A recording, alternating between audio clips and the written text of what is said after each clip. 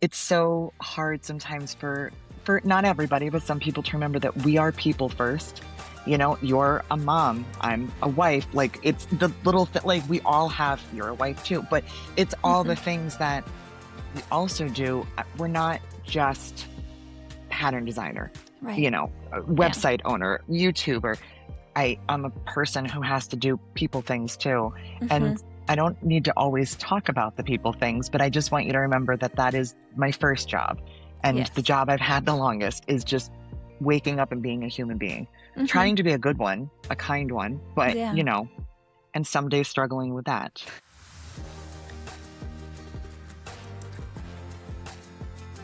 Hello and welcome to another episode of Splitting Seams. My name is Shannon and I am your host. So today's guest is Jess VanDenBurgh from So Many Creations. She is someone who I have mutual friends with, and so I've met her a couple times and I've known her, of her really more than anything for the last about year and a half or so. So this was our first time they really got to sit down and have this one-on-one conversation with each other, which was honestly really, really nice. I know of her and of her kind of in her teaching mode, which is very kind of outgoing and personable. And, she really takes charge. And I loved that about her. And it was one of the reasons that I brought her on the show. But also to now have this kind of other experience with her of this conversation that was also really endearing. Like I get it. You're in teaching mode. You are in charge. You're playing a role that you need to play for that situation. Even though your personality is still involved in it, it's still you're kind of in a mode. And so to see her switch gears and have this wonderful conversation and just kind of really be very vulnerable and honest was just so really it really was endearing. And so I hope you enjoyed it. And so without further ado, let's get into the show. Hey, Jess, welcome to Splitting Seams. Thank you. Thanks for having me. I'm excited. I've never done anything like this before. And I mean Well, that seriously. well, I'm happy to have you. I know that you do a lot of traveling and, your schedule is very busy. So I appreciate you making the time, of course. I'm always a sewing room goblin. I barely ever get out of my house. So I don't have that struggle, but I know that you made it work for me and I appreciate that. So can you introduce yourself and your little corner in our sewing world? Absolutely. I'm Jess with So Many Creations. I am a pattern designer and a cork seller designer, fabric designer. I do a little bit of a whole lot of stuff, but bag making is my sweet spot, I guess you could say. I'm in upstate New York right now, where it is still not warm, still rainy and drizzly. I feel like I live in Seattle, but that's okay. We're getting over it. I'm trying Yes. to anyway. Yeah. So. Well, that's awesome. So you mainly work with cork, right? I know that you sell it. You have a ton of different designs, but you mainly focus that part of your bag making, like, is on with cork and cotton and things like that, right? Yes. Yeah, Awesome. I've been using cork. I don't want to say exclusively, but more, I guess when you look at that kind of subcategory of, the cork, the vinyl, that kind of thing. I know vinyl and faux leathers are your kind of thing. Cork for me is my big thing, and it's just because I fell in love with it online.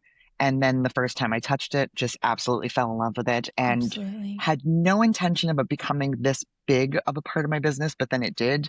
But I Mm-hmm. also truly just like the things behind it, the eco-friendliness, Mm-hmm. is that a word? I guess it is. Yeah. All of the things that come with the cork, and it's different. A lot of people like vinyls and faux leathers and leathers, and so it's different. It's definitely getting more popular, but it's Mm-hmm. kind of my thing. And I really did start with cotton, like quilter's cotton, lightweight, easy to find. It kind Yeah. of just started that way. And I do still use some cottons, which I really do love. But yeah, cork's kind of, I would say 75% of what I sew with. No, that's fair. For my first, so I started making bags really like full time in early 2019, and it was actually just before that. But I pretty much used exclusively cork for I want to say almost 3 full years. And then I started branching out to vinyl and faux leather and things like that, mainly because of the pattern side of things. Sure. Like the first pattern I released, the Gaia, everyone was like, oh my gosh, do I have to use cork? Because they knew how much I used cork. And I was like, you don't have to. But that question was a nonstop, like, thing that was thrown at me. And it was like, well, I honestly can't recommend vinyl because I don't have that much experience with it, and they run the gambit. Like they are all over the place. You could get it from 5 different shops. They all say that they're the same type of vinyl and they're all different in some capacity. There are literally probably thousands of variations of faux leather and vinyl that any one business could have access to purchase and resell. So it is tough. But I love cork. I too, like, it's absolutely gorgeous. It's Mhm. there is something about the depth of the texture in it that's just so gorgeous. And it pairs really well with things like cotton because it has that bit of a matte natural texture and things like that. Wonderful. I think that's why I was so drawn to it too, because I was working with so much cotton and the Yeah. cork was the accent in the beginning. It was not the entire bag. It Mm-hmm. almost back then felt, I don't know, weird. Like it felt like overkill to make an entire bag out of cork. I had to kind of wrap my mind around the fact that we go to department stores and high-end stores and they're making an entire leather bag. But Mm-hmm. to me, I was like, all cork for an entire bag, that seems outrageous. Why wouldn't I want to mix it with cotton? And so Yeah. it definitely, because it does pair so well, and I love that matte finish. And I've Mm-hmm. come to realize that about myself. I'm a very strange dichotomy of a person. I blame it on the fact that I'm a Gemini. Uh, Okay. I love the shiny things. I love jewelry and sparkles and all that stuff. But in bag making and sewing, I don't like shiny threads and I don't like shiny materials. It's a very strange, I have like a weird place where I draw the line. It's like if the jewelry sparkles, that's fine. If the bag does, it's not really for me. Like I need just a little bit, a little here and there. It's a, Mm-hmm. it's just kind of one of my quirks. There are many. No, that's totally fair. I'm pretty much I like my muted colors and my natural looking like fibers and colors and like Absolutely. lots of like variations of neutrals and muted colors is my jam in my life and in my bag making. I don't have a separation there. Um but I fully understand what you're meaning about enjoying that in bag making. But I'm also a person like this is the extent of pink you're gonna see on me, which is like a mauve. We love a mauve. I'm just not a pink person. No offense to pink, but it's just not me. So I'm not gonna use that in my bag making either. Um, at least not for my own bags. Maybe to sell, but I totally get that. Um, so you talked about how you use cork, you sell cork. But I was looking at your business. It's very all encompassing. So you write and sell bag patterns. You sell cork, cotton, canvas, notions, hardware, and also templates and such for your patterns. And you also travel and sell all those things in person as well as and teaching in person. So my question is, first of all, that's not a question, but like, holy hell, that's a lot to juggle. Like, good for you. Oh, I didn't even put on there that you also have a very active YouTube channel too, which, that alone is a lot for me. Okay. So kudos to you. But which of those things came first? So the thing that came first, I mean, like the very first was making and selling bags. And that's when I fell in love with bag making.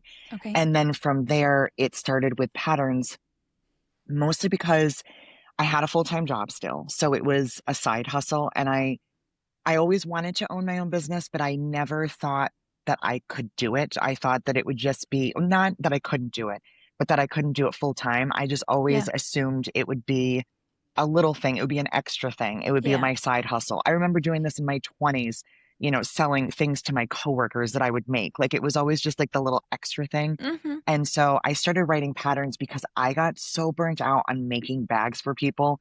It's very taxing. It's very, it exhausts you and you feel like you never get anything for yourself done. You're never doing anything you want to do. You're making stuff by other people's specs. And I felt like the pattern writing was first of all, a release from my job. I got to actually do what I wanted on my time, on my terms, but also I could do what I wanted. If I wanted to design a bag, I didn't have to ask somebody what color they Yeah. wanted. I could actually do something I wanted to do. And that was where it started and where I assumed it would stay. My husband is Okay. actually the one that was very adamant about like he's a go big or go home kind of guy. And if you're going to do it, go all in. There's no point in doing something a little bit. There's no point in, Mm-hmm. tiptoeing through it, go all in. And I'm very cautious and very let me take a little baby step. I don't need to be running. I can walk slowly. Mm-hmm. And so it started with him kind of, well, why don't you get into hardware? And I would always say, well, why don't I just get hardware from other people? That's what they do. I can support them and I don't have to take the risk. I'm a Yeah. low risk kind of person. And I really wasn't into it. And there's only so much that you can hear something before it gets into your brain and you think, okay, Mm-hmm. I'll give it a try. And I Yeah. remember in the beginning, it was like silver. That was it. I wasn't getting into any other colors. And I think I had like three kinds of hardware. And I felt overwhelmed by that. I felt overwhelmed by the research and by everything. It was Mm-hmm. just a lot. Like I look at you guys from your end and from the just the bag making, not even anybody like yourself in a business, just a bag maker. Right. How many options you have to go find the vinyl Yeah. and the hardware and the zippers, and how many new websites are popping up constantly. Right. Now I'm on the other side of it trying to figure out where to go buy it and where to Mm-hmm. source it and how to not lose my shirt doing it. Like I'm sending money to people I don't know and hoping I'm getting everything back. And it was very nerve-wracking, but it's like once I got into it, it kind of became like a sickness. Like I couldn't stop. And then it rolled into fabric and then cork and then zippers and it just basically never stopped. And Yeah. it became my full-time job 14 years ago, which I I, never anticipated. right. I was going to ask you, like how long you have been kind of in business, regardless of what that business looked like. But so essentially, when the start of your business, it always grows into something else. But the Mhm. actual when the seed was planted, so that was 14 years ago. Well, so technically speaking, I started like making and selling bags around 2005. So Okay. 21 years, my business can officially drink. So, and then it just kind of became official, documented on paper. We're making this a legit thing around 2011, 2012. And Okay. not long after, probably within the first year of writing patterns, I went full time. I had an opportunity to basically make a decision for myself. The business I worked for was getting bought out, and I didn't want to go with them. And so I was like, okay, can we do this? And I kind of feel like I know what I want to do. Let's try it. And it was terrifying, absolutely Yeah. terrifying. It still is some days, but Mm-hmm. I had the opportunity and I had the support to do it. And yeah, so I did it. And it's crazy to think that I'm still doing it. I know. Like, especially these last couple years, I feel like that's really been an ongoing thing that I've talked about, not only on the show, but with my friends and my husband. It's like, and Lauren put this in perspective for me just last week. We hadn't talked in a bit, and so we caught up and stuff. And just like I told you yesterday, like I have been all over the place with my business. I've felt kind of out of sorts for the last couple of years. I haven't even been in business anywhere near as long as you have. But just the whole world and so many changes over the last few Mhm. years. And I think a lot of us are really, really feeling it. Like we speculated it, we kind of were hesitant about accepting that. And now all of us are fully feeling with it and dealing with the repercussions of it. And, Lauren kind of said to me, and I'm someone who always needs a seed planted. And then at some point, that thought will bloom later and it'll kind of help me in a way. But I need the correct phrase to plant the seed. And Lauren said, it's okay to look at what does business look like today, now. And, for you, I have to imagine that you've had to do that so many times throughout the years, especially if you started in 2005. I mean, you've had to deal with a lot of different economies and a Oh lot of yeah. different just worlds that we were living in. And so I'm sure that that's a question you just have to ask yourself frequently, and the answer is different every single time, you know? 100%. I think one of the benefits of being in this for so long is that on the days that I'm having a hard time, on the days that, you know, the world is not being kind, things are just not going my way, and I'm starting to have those doubts and ask myself, how much longer am I going to do this, or Yeah. should I quit now? And you don't want to have those conversations, but some days really get to you. Yeah. And I look back and I'm like, no, you're not going to quit because you haven't quit yet.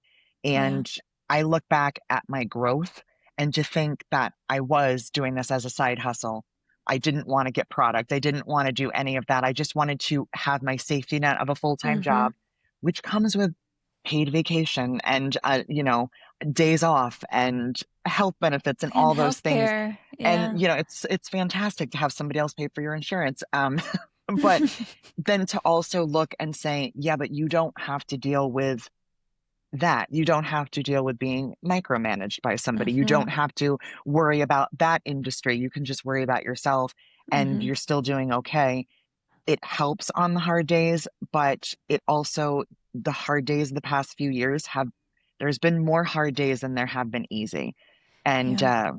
I mean, probably the past 6 years have been hit or miss years just with everything that's gone on in the world. And you just try to not dwell on that and Yeah. not focus on it because we are in a fun industry. We are in something Yeah. that is therapeutic and happy for the most part. But then Mm-hmm. on the flip side, we're in a fun business. We're not in a need business. We're in a want. And Yeah. when things are getting cut, I can cut out my wants. Right. I have to Right. focus on my needs. And it Yeah. happens every time there's a change in the economy or a change in the weather. So it's Mm-hmm. definitely owning a business is not for everybody. And I don't doubt anybody could do it, but I understand why people don't want to do it. I Exactly. 100%, the security of having a job is not to be taken lightly. That is for Yes. sure. Absolutely. And you know, the privilege of being able to do something like this, well, maybe your spouse can help provide the health care or supplement when things that, you know, when the economy says that we're optional and we're going to show you that, you know, um, it's really it's a privilege to be a part of a relationship where maybe it's not all on you, and that's part of the reason why I can continue doing what I'm doing because it's not all on me, Right. um, and so yeah, I think that it's a lot of stuff to constantly weigh and juggle and things like that. And it can be tough, but you know, I'm glad that you're still in business. I'm glad that I'm still in business. Somehow we're surviving. Um, and it is tough. I was just talking with my friend Olivia and the thought just fell out of my brain. Okay.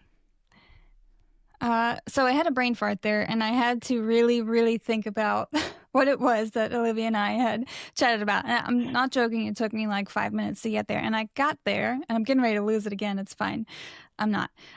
But so I was talking with her kind of about this whole thing, and what I had said was that you know when I first started out in my first business, like of selling handmade products, you know, I could.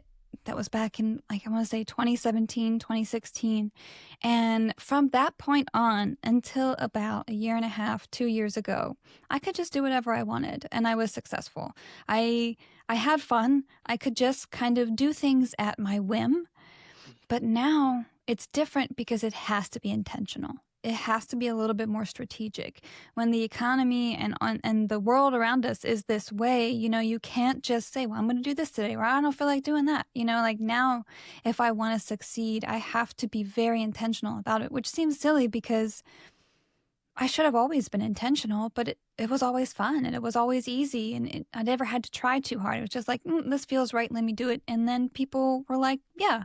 But now with the market saturation and with the last few years of a lot of us doing the buy thing and the sell thing. And now customers are at a point where they're like, okay, well, I'm going to intentionally spend my money. And so there's an intentional spending and intentional selling that has to happen. And you have to try and align that. And it doesn't always work out for you. And like sometimes you have to accept defeat and move on. And sometimes it does, and it's great.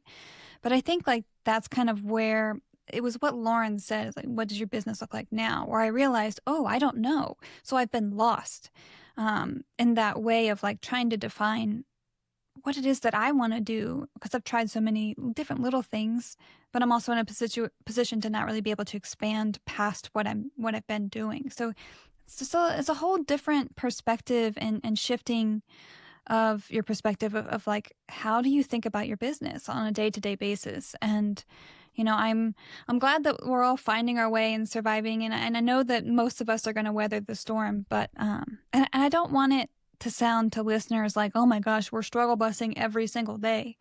But there is something that is an extra weight on our shoulders nowadays, and I can't really define it other than it's different and it's uncomfortable for many of us, myself included. Um, and like I said, you've been in business for so much longer than me. So like, I'm thinking about 2008, 2009, that must have been terrifying for you, during that stock market crash and the housing crisis and just all that stuff. And everyone's finances were going to shit. So, I mean, good for you for still being here after all of that and still what we're dealing with on a day-to-day basis. So again, kudos to you. And I appreciate that more than more than you realize, because sometimes it is hard to look outside of your own bubble and to, Yeah. to hear other people say that, and to be like, yeah, but you've been doing this for a long time. You're still doing okay. And you have to kind of say, you know what, I am. I guess Mm-hmm. I am doing okay, because it's anxiety is a nightmare and will tell you in a split second you're not doing okay. Just Yeah. but imagine if this all falls apart, and you don't want to Yeah. think that way, but sometimes your brain's like, but what if it did happen? Yeah. So it's, and it's easy to get wrapped up in that, and not setting aside the world, the weather, all the things that are out of our control in that aspect. There's also, like you said, this oversaturation right now. And I don't even want to say that. I think it feels kind of mean to say over, like, you can't have a business because I have a business. Yeah. Ever do what you want to do, live your life, do whatever. But it is something that I didn't experience back in the beginning, because finding bag making supplies was hard enough as it is, Yeah. let alone, having now a one website after another pop up every single day. The bag makers, just the bag makers at home enjoying whether they're selling them or just making them for fun, they have so much that we did not have, and so much Yeah. that I could not have ever imagined. And it's Mm-hmm. great for them. And they're Right. all going to find the places that they go. They're going to buy your patterns because they like how you write patterns. They're going to buy my cork because they like that cork. They're going to find the things that fit. But it also means that the rest of us are always kind of wondering where we fit in, and hoping that we will still continue to fit in as more and more businesses and YouTube channels and, pattern designers and everything pop up every time you turn around. So Exactly. it can be a little nerve-wracking from that point of view as well. And Mm-hmm. social media sometimes can be overwhelming to even look Mm-hmm. at, especially when you're having a bad day. Yes. Sometimes Yeah. you have to just say, you know what, it's not for me today, Facebook. I'm gonna not look at these notifications. I'm gonna just opt out for today. Yeah. Yeah. And I think that there's a lot of pressure as a business to, this has been brought up on the show. Elizabeth had said, it's to her, it's very, very important for her to engage with every comment, with every kind thing that people say.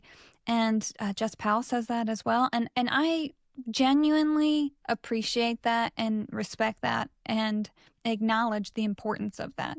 While at the same time, I cannot I can't do it, and I just respect that about myself. And it's not to say that other people don't. It's just it's a level of discomfort for me that I don't partake in. Like I can heart comments and I can comment thank you so many times. Then I'm like, okay, compliment party's over. I love that. I'm uncomfortable. Thank you. Please know I read them and I see them, but I don't necessarily engage. And I think that, that's really healthy to recognize that about yourself too, that like you can just say, you know what?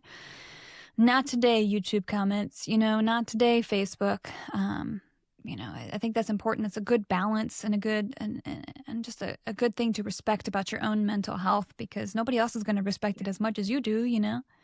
So, Exactly. And I do try, I did a lot more in the beginning of trying to, if you comment, I'll comment back. If you post something in the group, I want to be the first one that comments on it. If you say something on YouTube, I want to say thank you.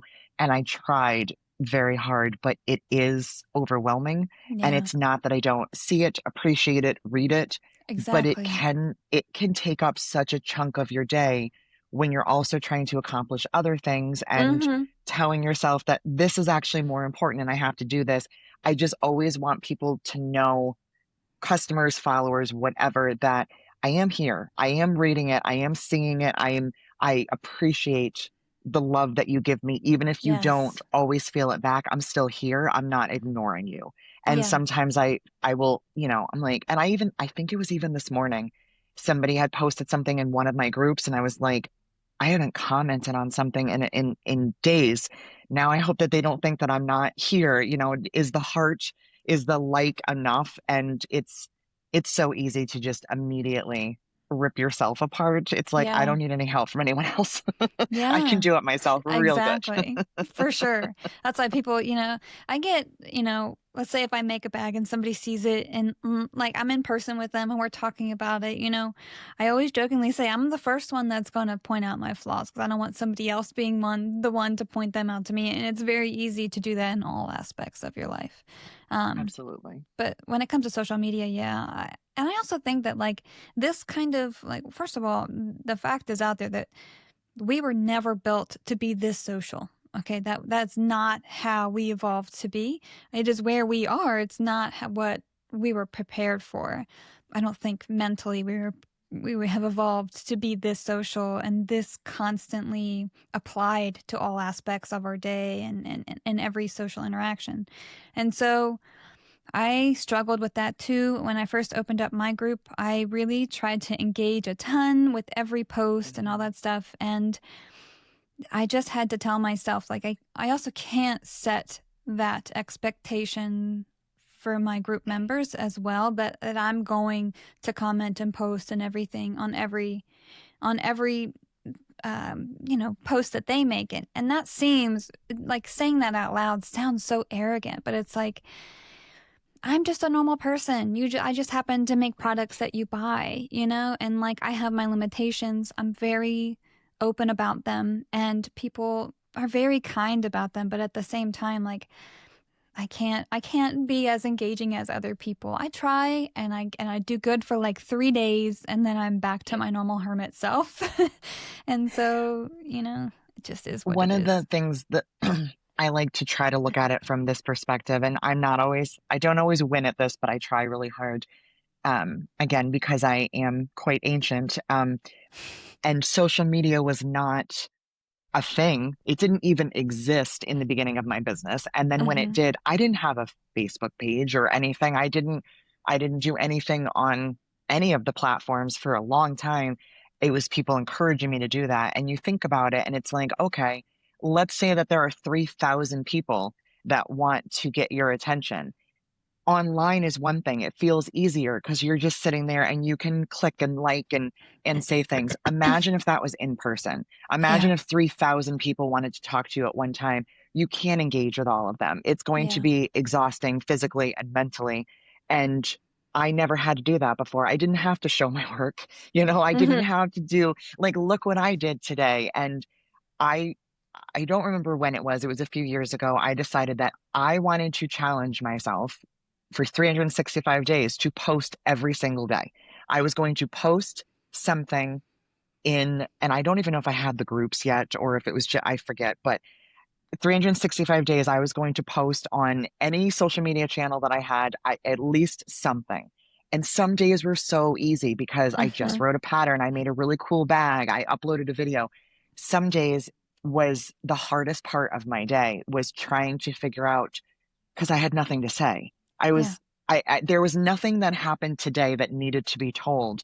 And when you look back to 2005, 2008, I didn't have to worry about that. If I interacted with someone, I did. And if I sat in my house all day and didn't talk to anybody, I could do that too.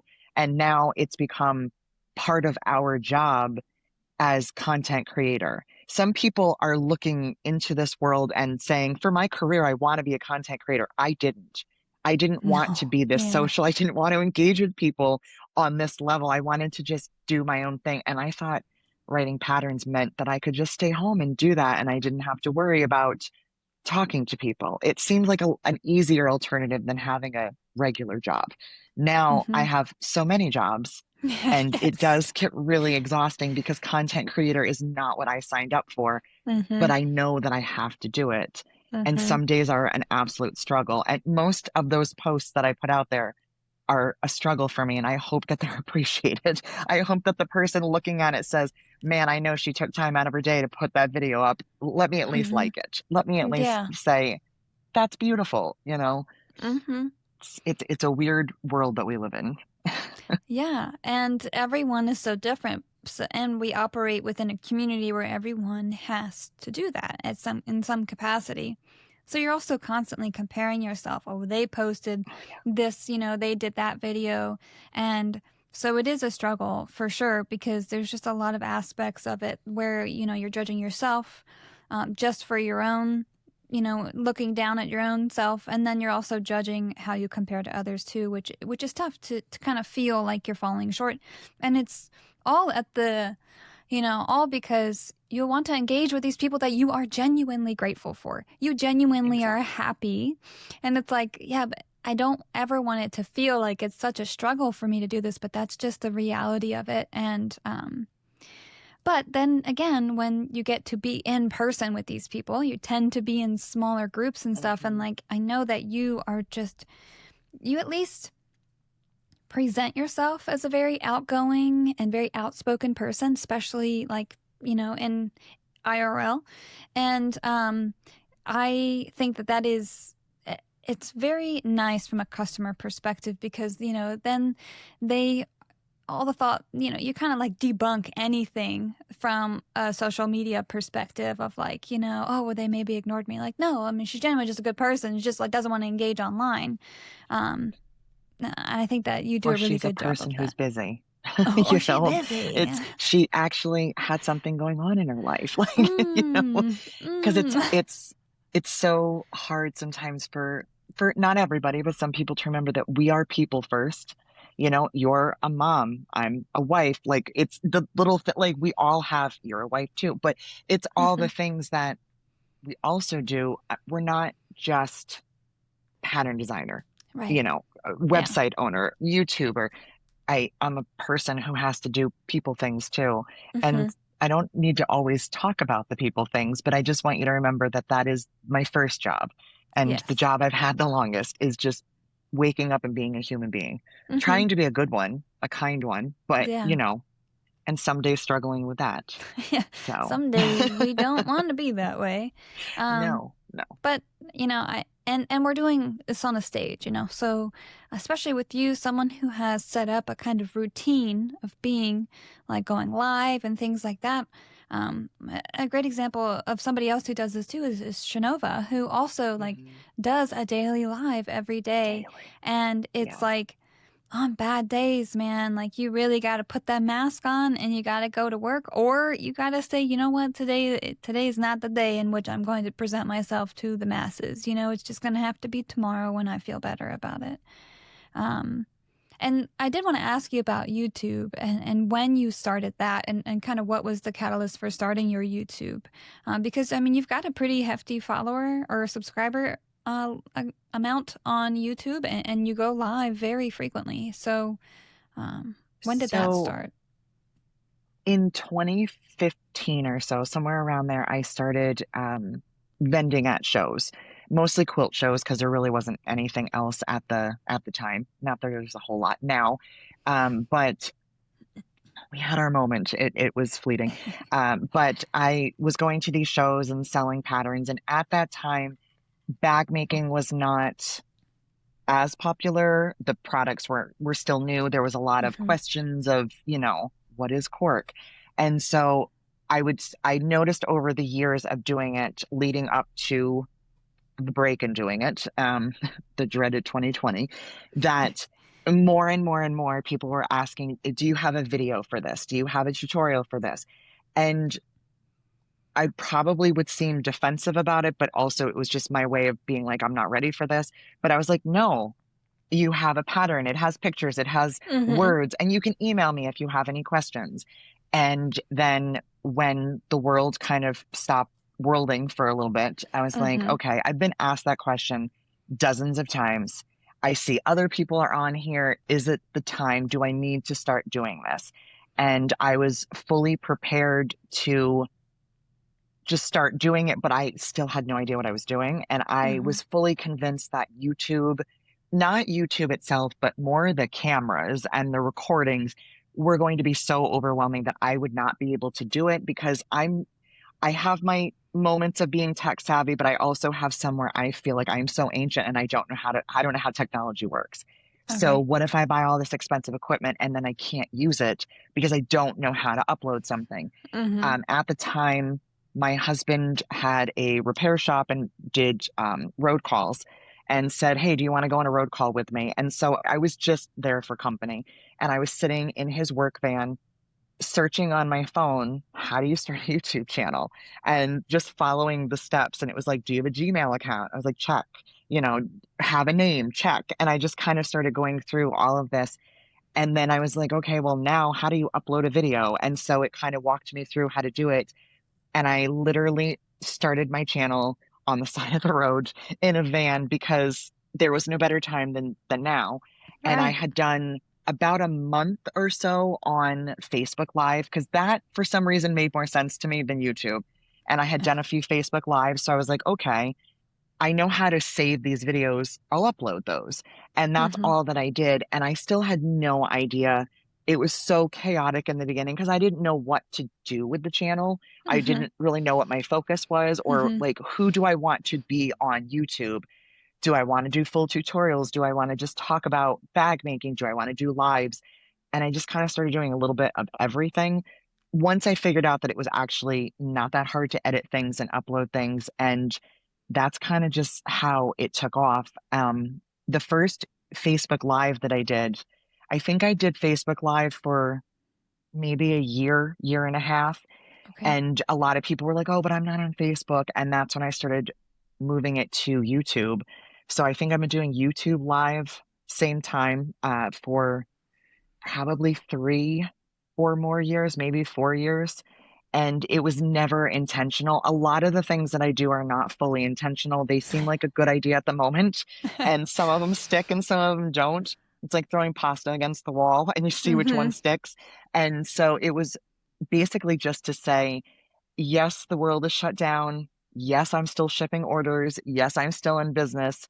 Okay, are we done? And I'm never going to do this again. And then the end of that hour and a half was, are you doing this again next Friday? Are you going live again? When do you go live again? And I was like, oh, Yeah. I'm trapped now. Yeah. I have Yeah. to Yeah. do this. I Yeah. can't You've stop got them now. hooked. Yeah. I got them. And it's very humbling when people will say to me, that's how I found you. You got me through a hard time. And I think to myself, but I'm nobody. I was just talking about nothing for an hour on a Friday, making corny dad jokes and showing you a bag that I sewed, talking about a machine that I have that isn't even sold anymore. I wasn't doing anything important. And they're like, but you were there. You were the Mm-hmm. constant. And Yeah. we look forward to that. And so every time they say that, I'm like, fine, I'll keep doing it. Yeah. And so it's going to be 6 years in May that I've gone live on Fridays. Not every Wow. Friday, because Mm-hmm. peopling gets in the way sometimes. Sickness and traveling and husbands and dogs get in the way. But for Mm-hmm. 6 years, I've gone live on Fridays when I just plan to do it one time, just Wow. once. Wow. And Kudos to that's you. how the YouTube channel started. But now you also do tutorials for your patterns Yes. on there as well.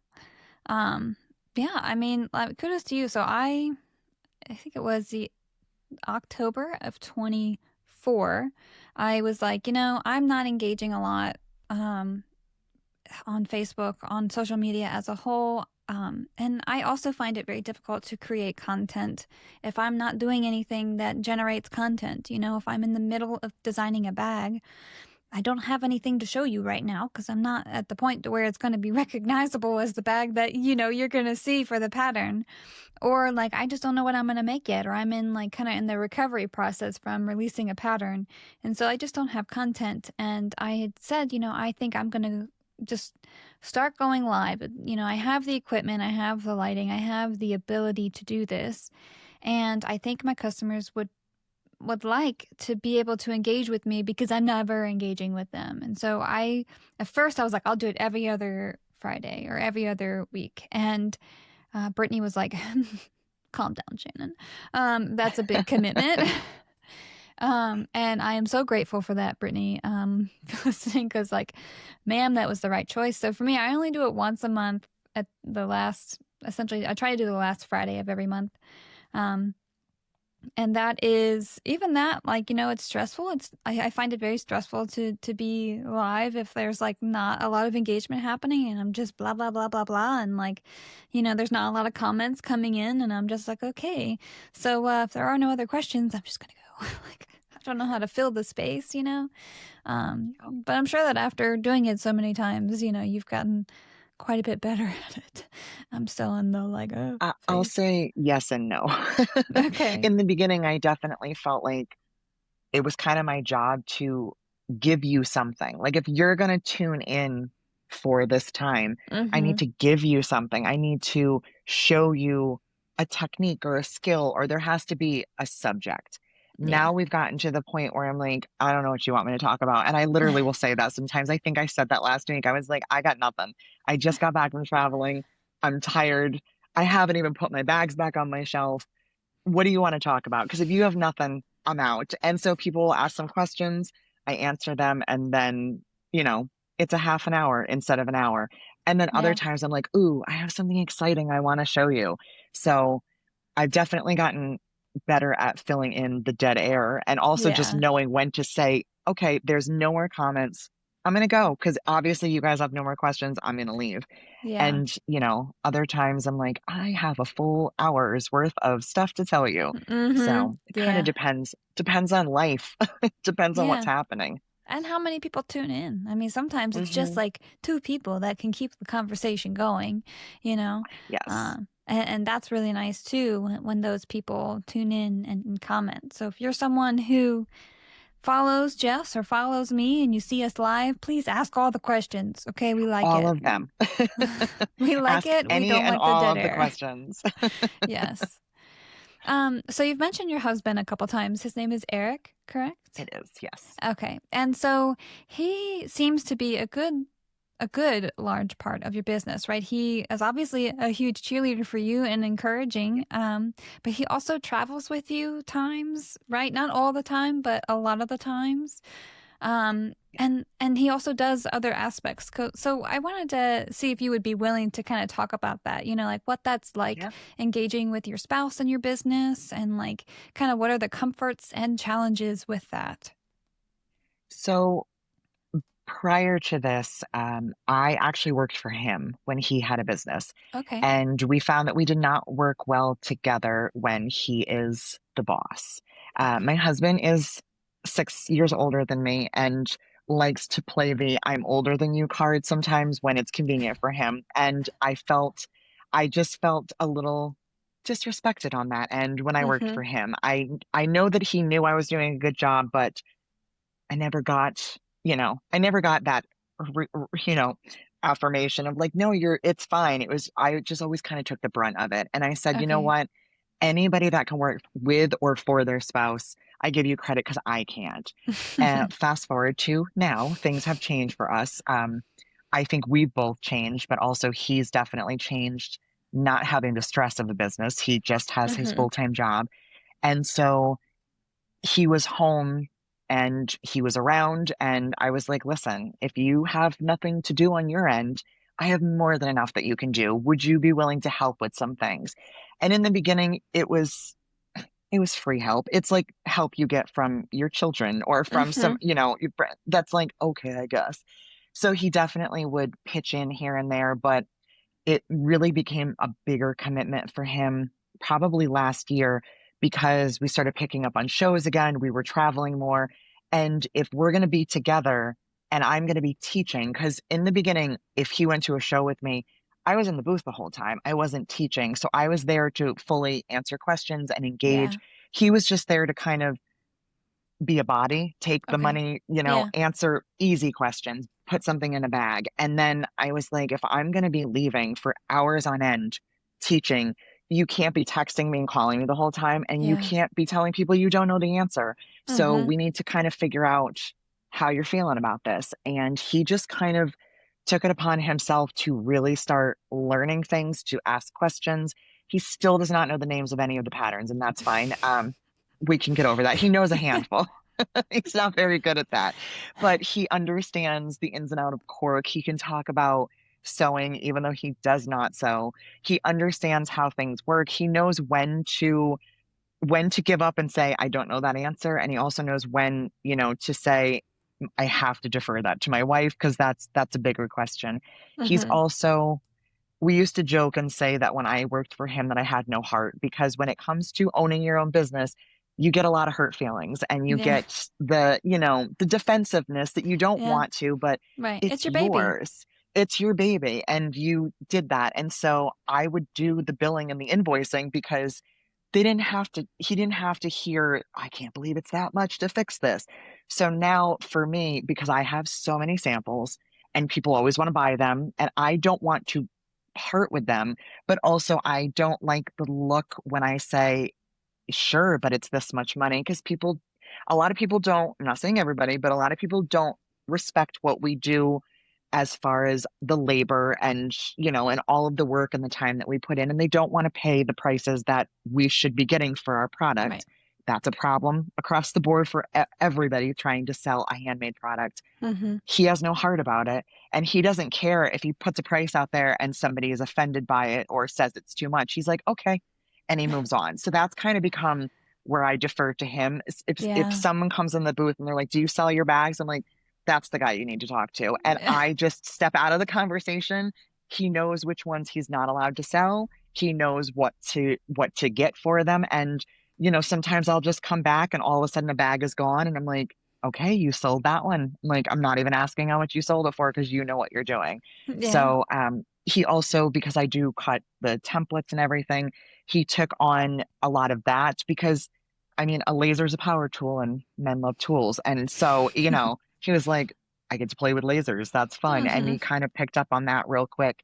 So he does what he calls the menial tasks because he feels that they're little, but to me, they're huge. Yeah. And he started shipping and he changed how we shipped orders and he changed the packaging and he kind of did all that because I was like, if you're going to do it, go all in. Like, do Mm-hmm. what you need to do to make it feel like it's also yours. I Yeah. want you to fully be a part of my business because if you're a part and it's ours, you have more dedication to it and you're going to feel more strongly about pitching in and helping and answering the questions. If you're just helping your wife, you're probably not going to be as committed to it.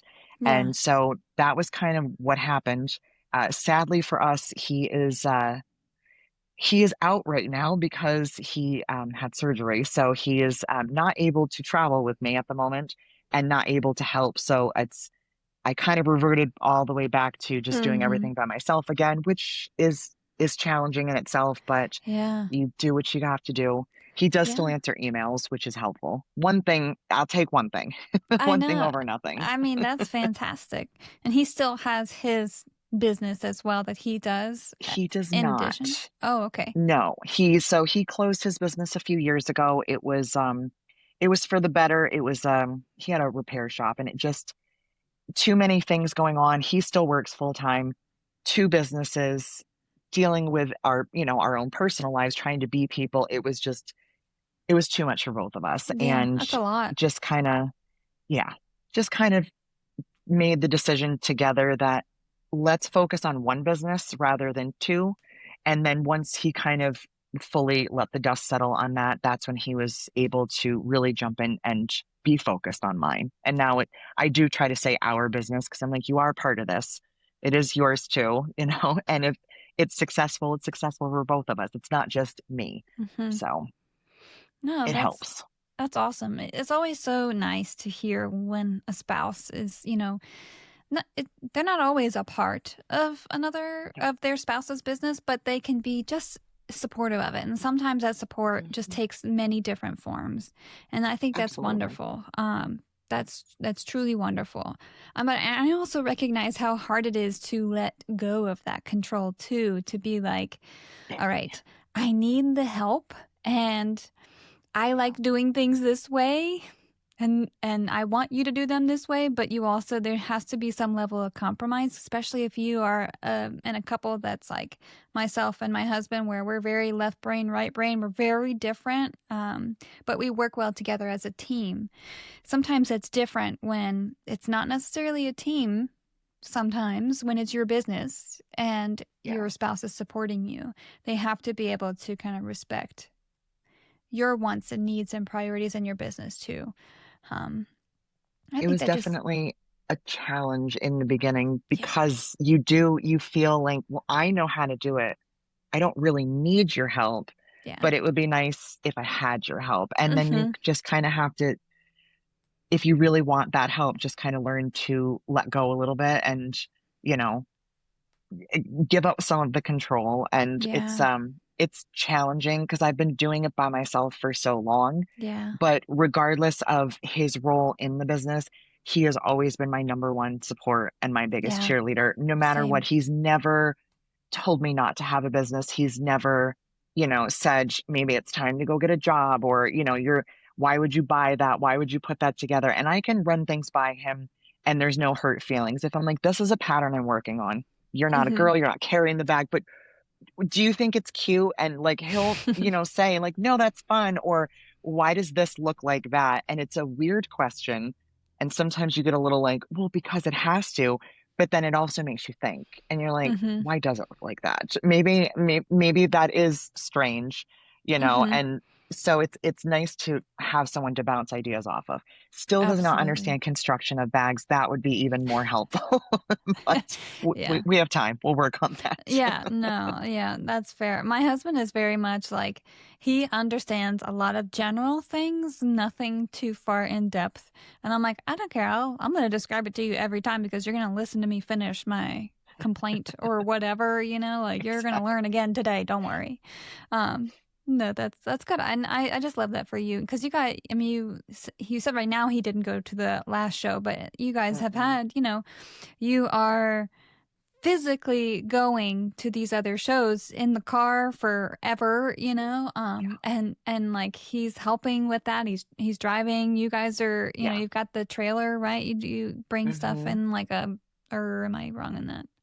No, we have a trailer which we only use when he's available because I don't drive the trailer or the truck. Okay, I would But never either, so yeah, no. that's fine. Only if I can go straight like 10 miles an hour, no turns involved, no backing up. I could probably handle No, it. that's fair. That's So, but fair. yeah, he does all that and we rarely fight. We're not, I mean, we Mm-hmm. have our moments, but when it comes to that kind of stuff, we really don't. He's he's gotten pretty mellow as he's gotten older. I've gotten more high strung. So, we balance each other out. That's fair.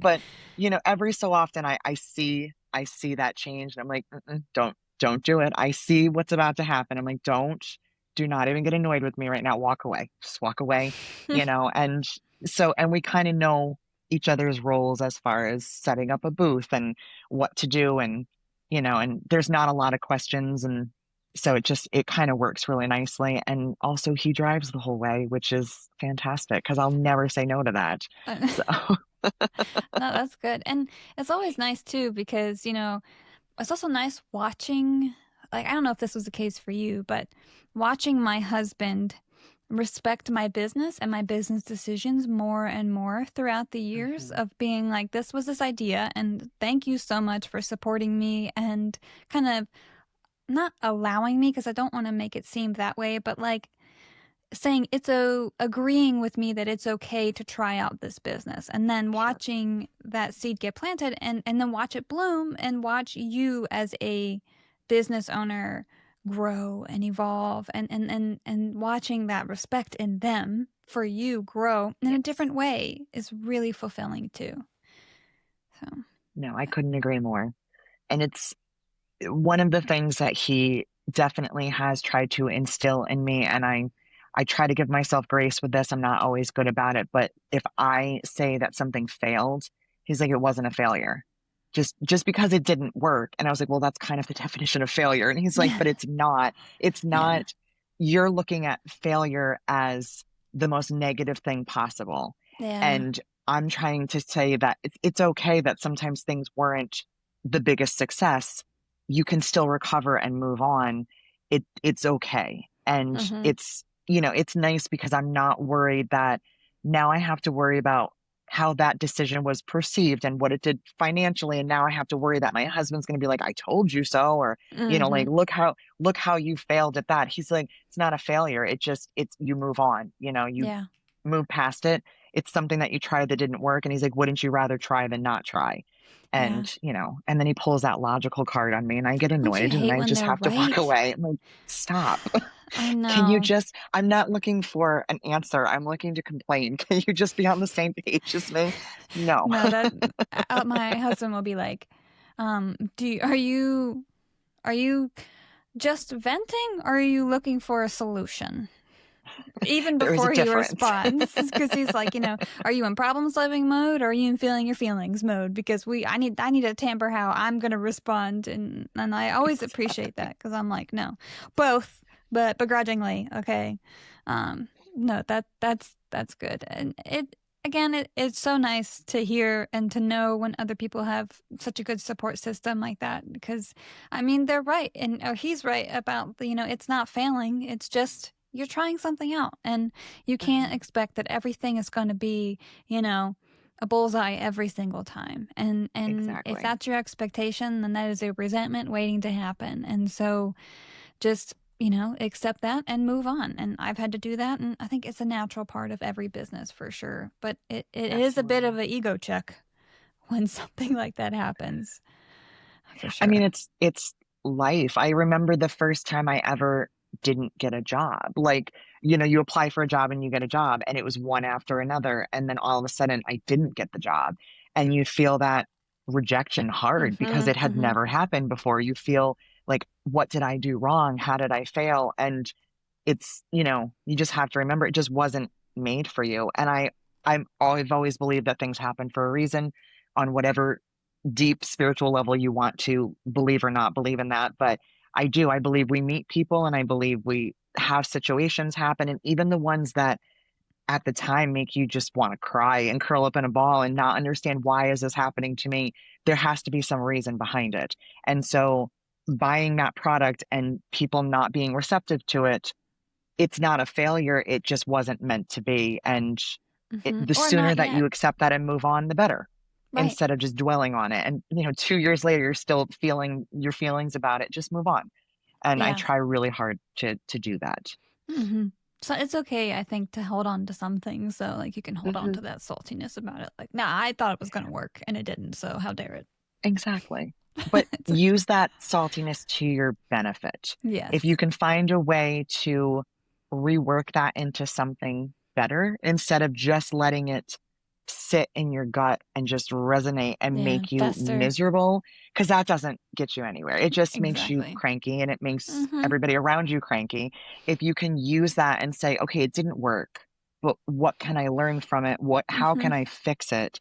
And easier said than done. I can say it a For million sure. times and still have my moments where I'm just cranky and mad about it, but Mm-hmm. I try to get out of that quicker. I Right. try to leave Right. it behind as quickly as humanly possible. Mm-hmm. So, Yeah. And they, as cliche as it is, they are learning opportunities. And it's always mhm, important to try and learn from it. Like, yes, there's salt involved, but there can also be education. And so you have to try and take what you can from that experience, even if it's shitty. It's okay that it's yeah. shitty.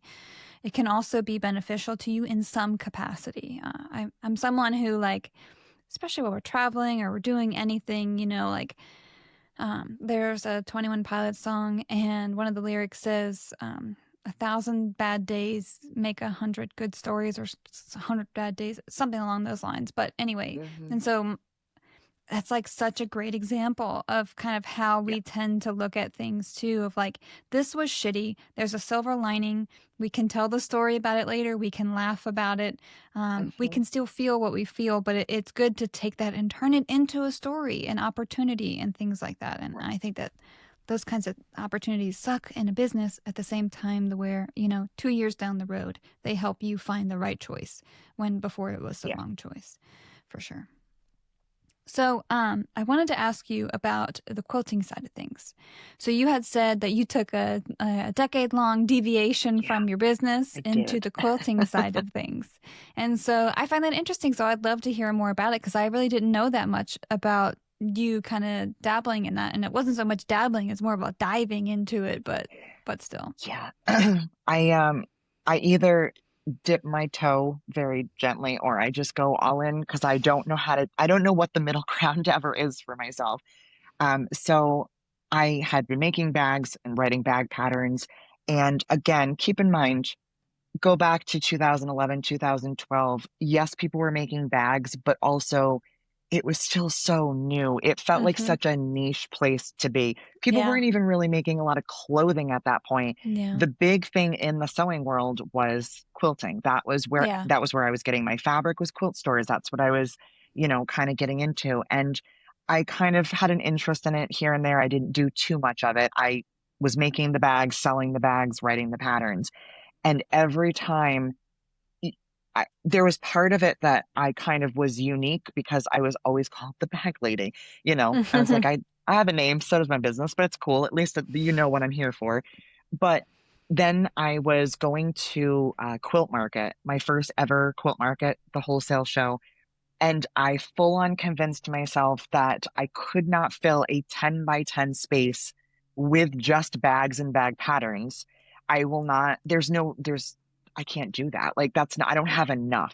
And I probably had maybe a dozen patterns at that point, if that. So I was Quilting like, patterns, not bag patterns. bag patterns, no Oh, bag okay. patterns. And I Okay. decided to myself, you know what would be really smart right now before I go and vent? I should just start writing quilt patterns. It was literally one of the quickest, strangest decisions I ever made, but I was like, I know how to quilt. I should just write quilt patterns. That seems so logical. And so I just kind of started doing it. And before I went to that event, I had written 12 quilt patterns. Like it just kept going and going and going.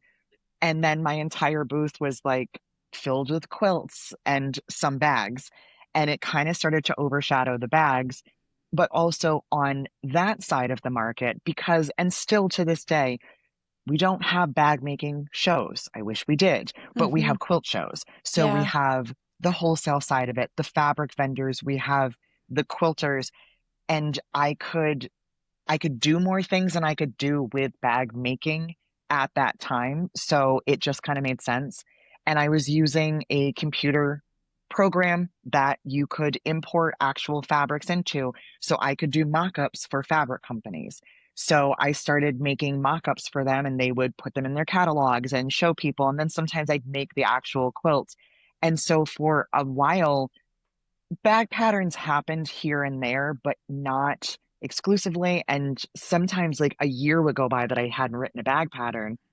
People would still call me the bag lady because I still had those patterns, Mm-hmm. but I wasn't doing anything with them because it wasn't making as much sense at that time. And so I just kind of grabbed on to whatever was hot at the moment, and for me that was quilting, and it led to so many different opportunities that I had never gotten through bag making.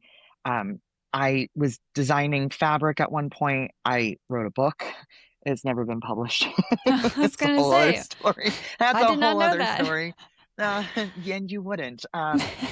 But it was it was not because of the bags. That's not why I was approached. It was because of quilting. I had my own ruler. Like I had all this stuff in relation to quilting. So I kind of neglected the bags because they weren't giving me the Right, business that's just the opportunity. natural progression you had to take at the time. Exactly. And then I don't know what happened. I can't put my finger on this one event or this one time in my life, but all of a sudden I just kind of stopped caring about quilting, not for any particular reason. I started working on bags again, and it was probably around the time that I was starting my YouTube channel. Because I remember saying, like, you guys know I'm a quilter. Like, I can teach you quilting techniques. We can talk about that. And they were always like, no, talk about bags. We want to learn about bags, talk about cork. So it just, my audience kind of led me into that. And I just kind of stopped making quilts and caring about them, even though it was such a passion for such a Hmm. long time. I mean, I have piles and piles and piles of quilts that I've made, and it's absolutely bonkers to me that I don't even really do it at all anymore. And no one really ever asked me to do it or even asked me to talk about it anymore because it just became all about bags. And I realized that that is that's where my heart is. That's what Yeah. I want to talk about, and it's what I want to do. I have no disrespect towards the quilting industry, but it never treated me as well as the bag makers did. I found different friends and true friends and opportunities and happiness that I never found in quilting. Yeah. And you had mentioned something a little while ago about like who I am in real life. And like I try to be as genuine as I can online because I don't want to be a fake personality. I don't want Hmm. to be, if I'm going to meet people in real life, there's no sense in being two different people. If I have No. no intention of meeting them, I can be anyone I want on the internet. Right. But I like meeting people and having conversations and hugs and talking. Hmm. And I never felt that warm, fuzzy embrace in the quilting world. And some of the first people that I met on that end, they were not who I thought they were online. And I remember being almost heartbroken in a way, thinking, like, Yeah. I guess I thought I knew who you were. And I Hmm. guess that's on me because I shouldn't have assumed, like, we're not Yeah. friends. I don't know you. Yeah. But, you walk up to somebody and you can't form the words because you just want to be like, I idolize you. You're amazing. Yeah. And when you try to have that and they just kind of look at you like, okay, but you're not important, go. There's more important Hmm. people to talk to. Yeah. And I just remember I never wanted to be that. Hmm. I wanted to be the person that you assumed I was. I never wanted you to be like, wow, you're nicer online. At Hmm. most I get, Exactly. you seem taller. And I'm like, why? Like, I'll take the random comments more than that. I Right. never wanted someone to be like, what a disappointment. I met her and she was absolutely horrible and rude. So I try because those interactions kind of hurt me to my core. And it was Yeah. so many in a row that I stopped talking. I was walking around and I just said, I'm not going to introduce myself to anybody anymore because I feel so awkward and uncomfortable right now. And they just made it worse. And Yeah. I just didn't want anyone to ever think that. So, Yeah. Inauthenticity and and online is very common. I think and I think all of us have experienced or most of us have experienced learning who someone is online and meeting them in person and then realizing, oh, maybe I don't want to be your friend. You kind of learn that the hard way. Something that stuck with me the first time I taught at Lauren's, I taught my Rowena, which on the show we've talked about is maybe not the bag to teach in person. This is more of a sit down, concentrate sort of pattern. It's fair. We did it. We tried it. I learned. But when I was there, Elizabeth, who was on the show before, Elizabeth Morass, she was there and I remember, I don't know if it was there or texting after, and she said something about, they say, don't meet your idols. And I think I had heard that phrase in passing at some point in my life, but I never put that into perspective for me of like, what does that mean? I'm not trying to be anyone's idol, nor do I expect to be anyone's idol. But if somebody does look up to me in some capacity or respect me in some capacity online, the way I present myself there, which I try to be as authentic as I can, to my detriment sometimes, and then I go when I meet them in person.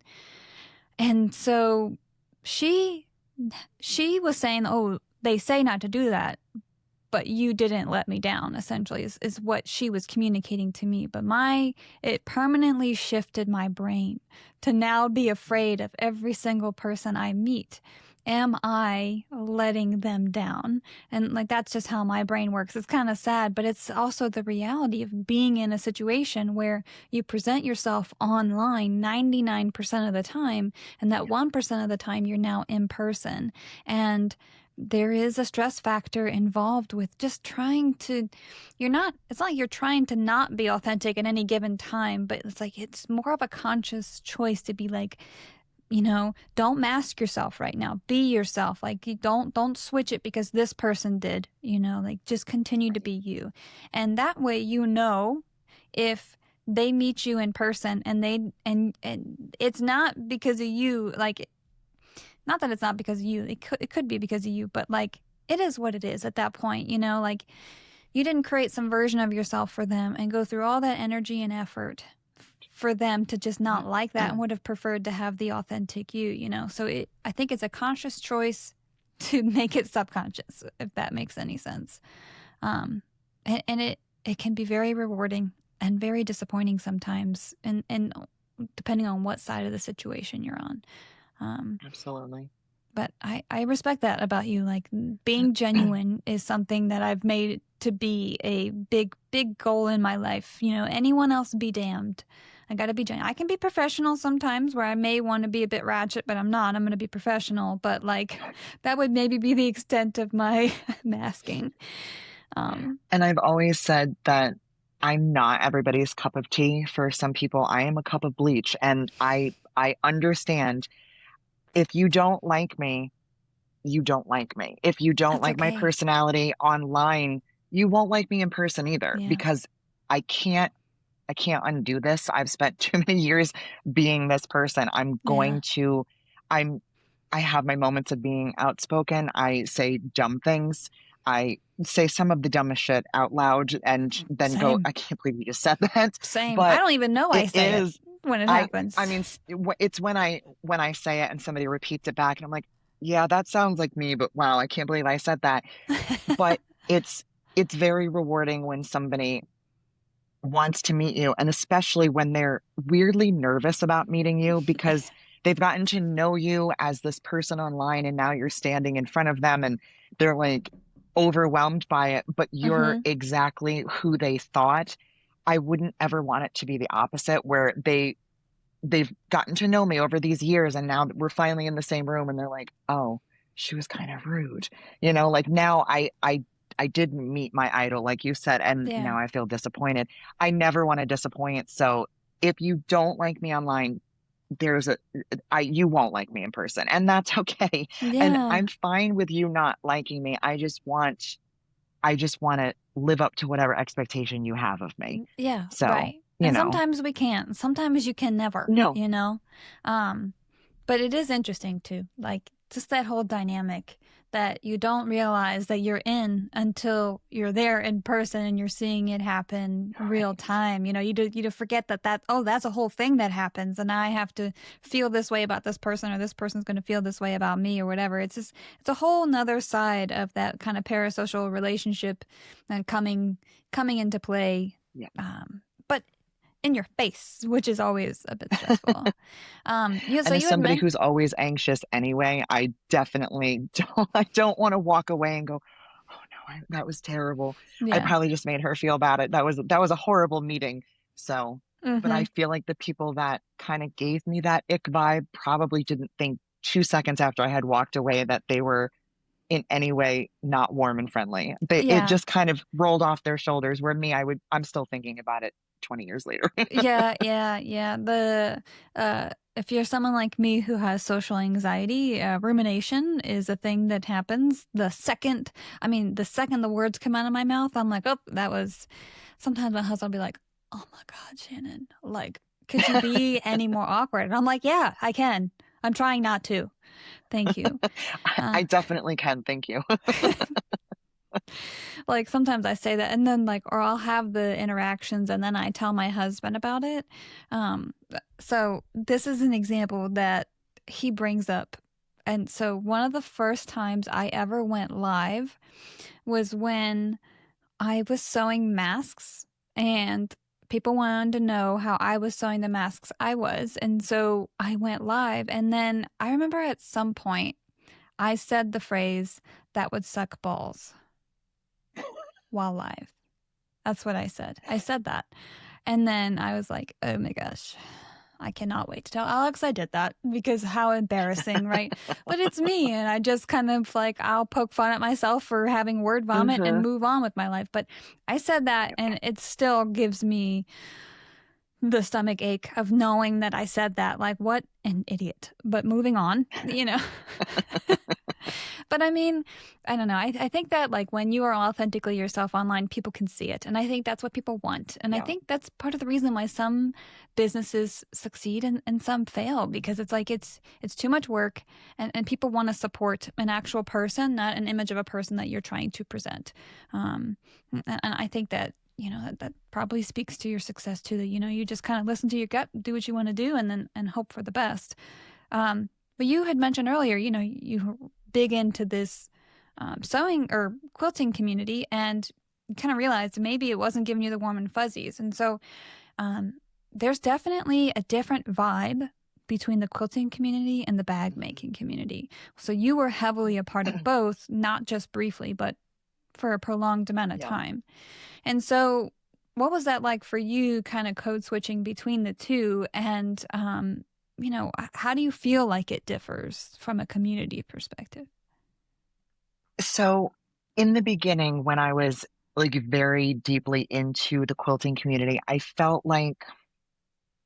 almost felt like a little like I was like the science experiment. It was like, oh, the person who also makes bags. Like it wasn't, Hmm. I was I was the bag maker in the quilters, and they understood this, but also I stood out in that respect, but also it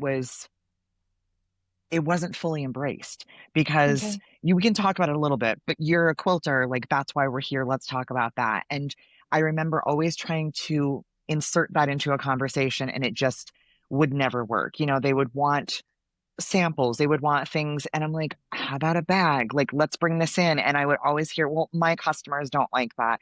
It doesn't sell as well. It's not for them. Hmm. And so you always just kind of felt like the odd duck there. Like you stood out, but not necessarily for a good reason. So they were And like a little I bit more def close-minded? kind of, yeah, Okay. it's like if you want to play in our circle, you can, but also maybe don't talk about all the stuff that you do. Like we're not Okay. that interested in bag making. It's not that exciting. Let's talk about Tolerant. quilting. Yeah. And coming into the quilting world, like I'll never forget the first time that I met Lauren. Hmm. I was not a diehard Mormino. I watch every single video, but I had definitely gotten to know a little bit about her online and had told myself, I already know how this is going to go because I played this game before. She's probably not going to be friendly. She's probably not going to be warm and welcoming. I don't know why I'm even bothering walking over to this person. This is so dumb, but I already am ready for failure. And she was so genuine and kind, and she was everything that I assumed she would be based on her personality online. And I was like, okay, well, there's one. At least there's one. You know, we'll They see do how the rest of exist. them go. I was like, okay, well, I found one. And then as I got to meet more and more bag makers, I immediately felt this like, you're a bag maker too. Come in. Come with us. Hmm. Like instead of just that, can you just step aside for a second? Because like, you know, the adults are Hmm. talking, sit over Yeah. there. It was like, Yeah. no, no, no, you're one of us. Come in. Oh, you One work of with us. cork? That's One so of cool. us. Tell me about it. Like I always work with vinyl. And so we'd have these conversations. And then being around people that were making bags, if I'm vending at an event and I'm like, I didn't bring hardware. I just brought, you know, this. They're like, oh, I have so much hardware. Or, you know, Mormino's here. I can get hardware there. And it was like, we got you. There's no apologies here because we can go where we need to go. We have the resources. Where in dealing with quilters on the customer side, it was always, okay, here's this pattern in front of me. If I'm going to make this, give me everything that I need because I need to take it all with me. And I'm like, well, I don't have everything that you need. Right. Things sell out. I didn't bring everything. You can order it. And they're like, I don't know where to get these supplies. I don't know. And I'm like, I can give you the resources. I can point you in the right direction. It almost felt like it was crippling because I couldn't offer them everything they wanted. They didn't have all those things. Now you go into the bag making world and they're like, oh, we totally understand what you're talking about. Is this a turnstile bag? Does this have binding? Like we're talking we're speaking the same language, Yeah. and you just immediately felt comfortable.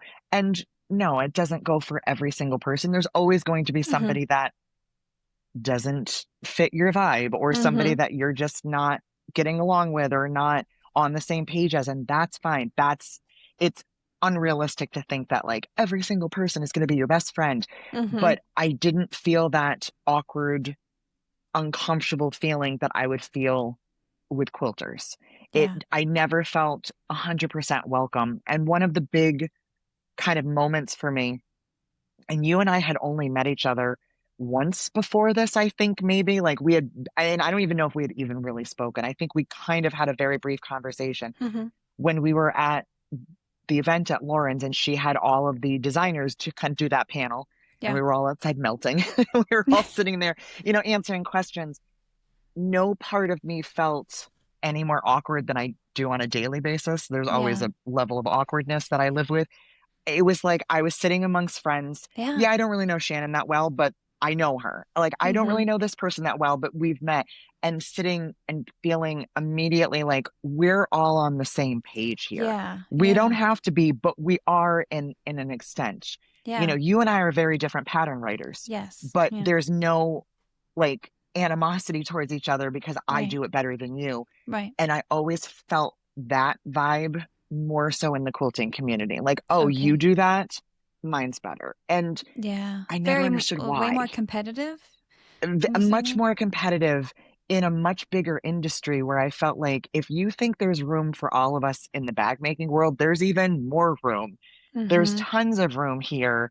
Why can't we all get along? I'm Yeah. not trying to step on your toes because I did something that you do, and we don't have to fight about it. It just Yeah. always felt like kind of uncomfortable.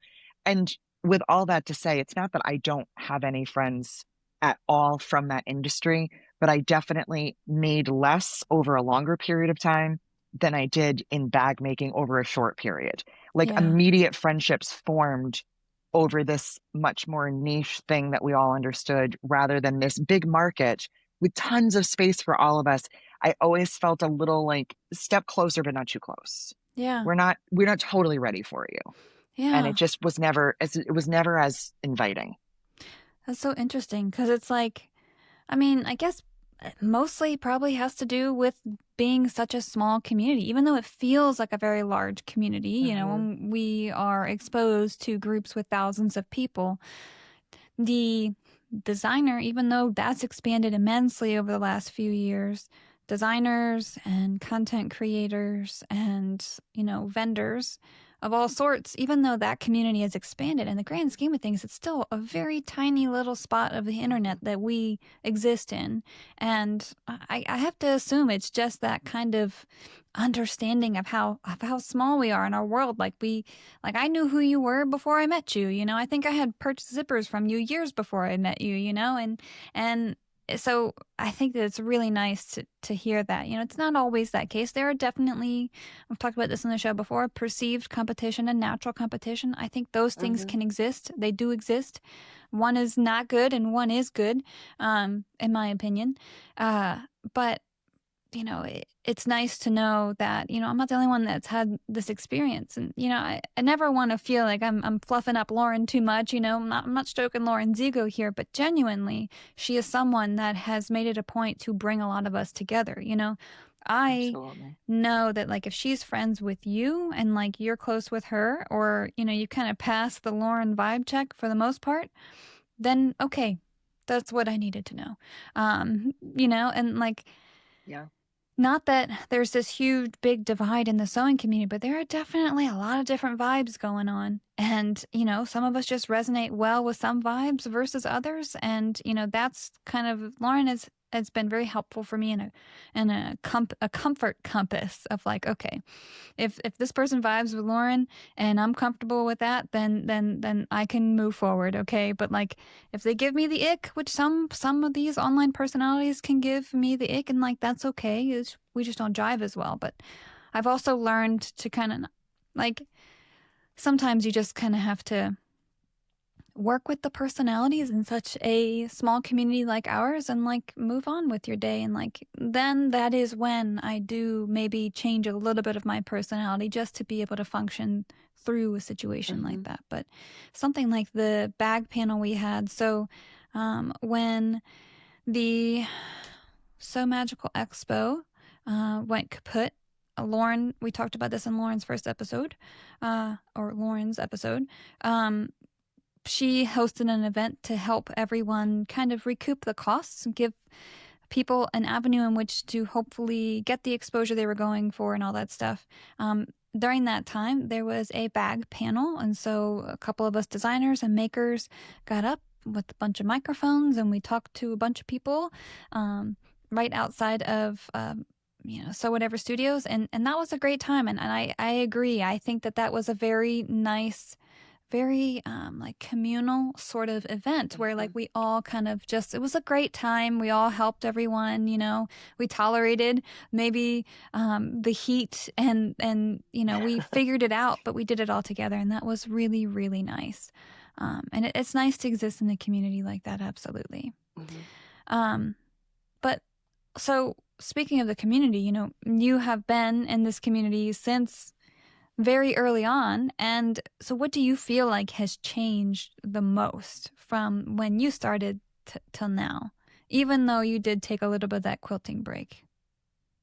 I mean, I think the biggest change definitely has been the opportunities from the customer perspective because of all Yeah. of the new businesses, new designers, new places to get hardware.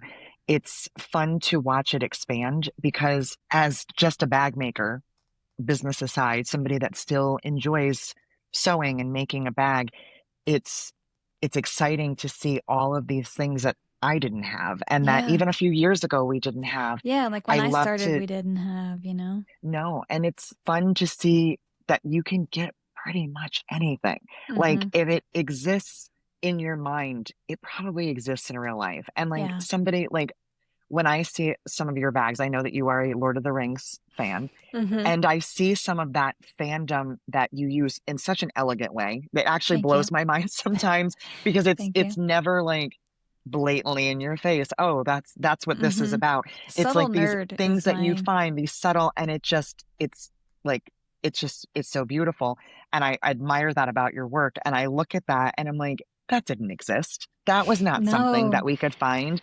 And I'll see no. it in a group, somebody will say, I'm looking for a zipper pull with this on it. Does anyone know? And all of a sudden there's 10 comments with different Yeah. options to go find it. Yeah. And I think it's such an amazing time to be a bag maker because where are the limitations? If Yeah. you want it, it exists out there. Mm-hmm. It's such a great thing. And the presence of social media in that respect is amazing because like I said, I was out there writing patterns and teaching and occasionally posting on Facebook. That was about the extent of it. I think I had barely even had a Facebook page. I think I was actually posting on my personal Facebook. I don't even think I had anything business wise.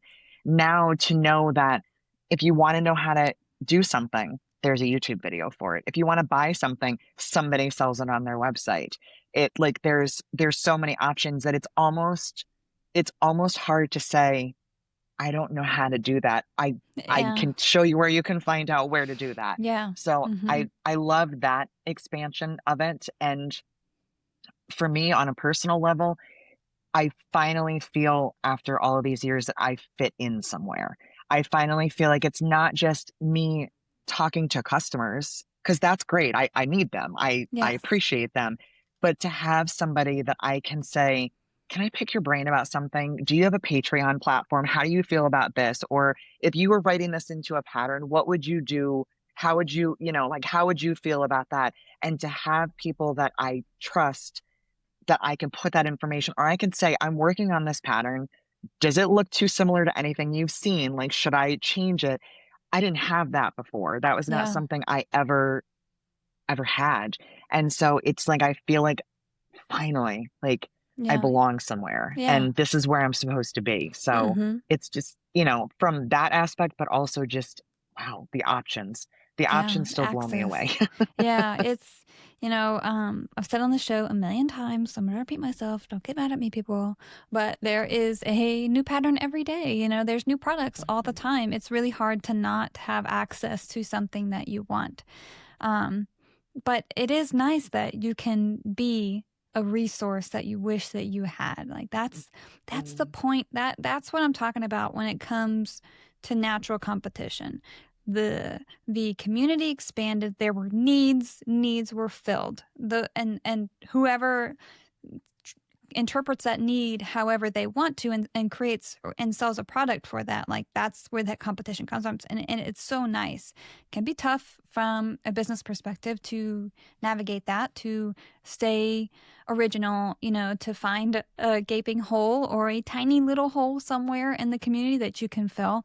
But yes, from a customer standpoint, I do agree that it is really nice to have the ability to pick and choose, when before we just had one option or no option.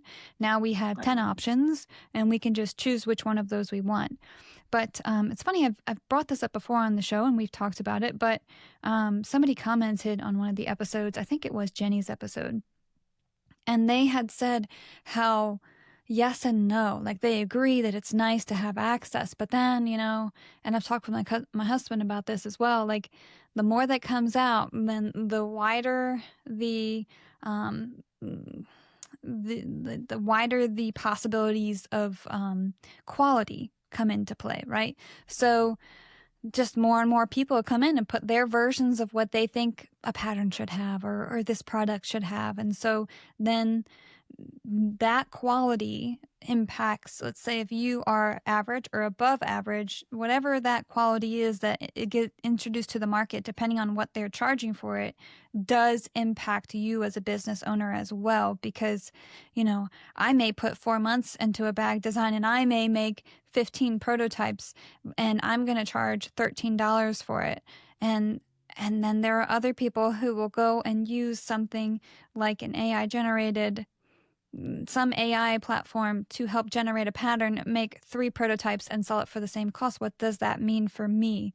Like, what am I doing at this point? And so it can be tough in a market like this, but I think it's important to just stay the course and keep doing you. And, eventually those guys, they fall off, because from a customer standpoint, yes, the options are there, but not if they're not worth the money. So they will naturally go to the wayside. And so I do think that our market is going to shrink back down with time. And so that's where I think weathering the storm is going to have to come into play, the economy and the market. I'm not saying I want everyone to go away. Please no, people. That's not what I'm saying.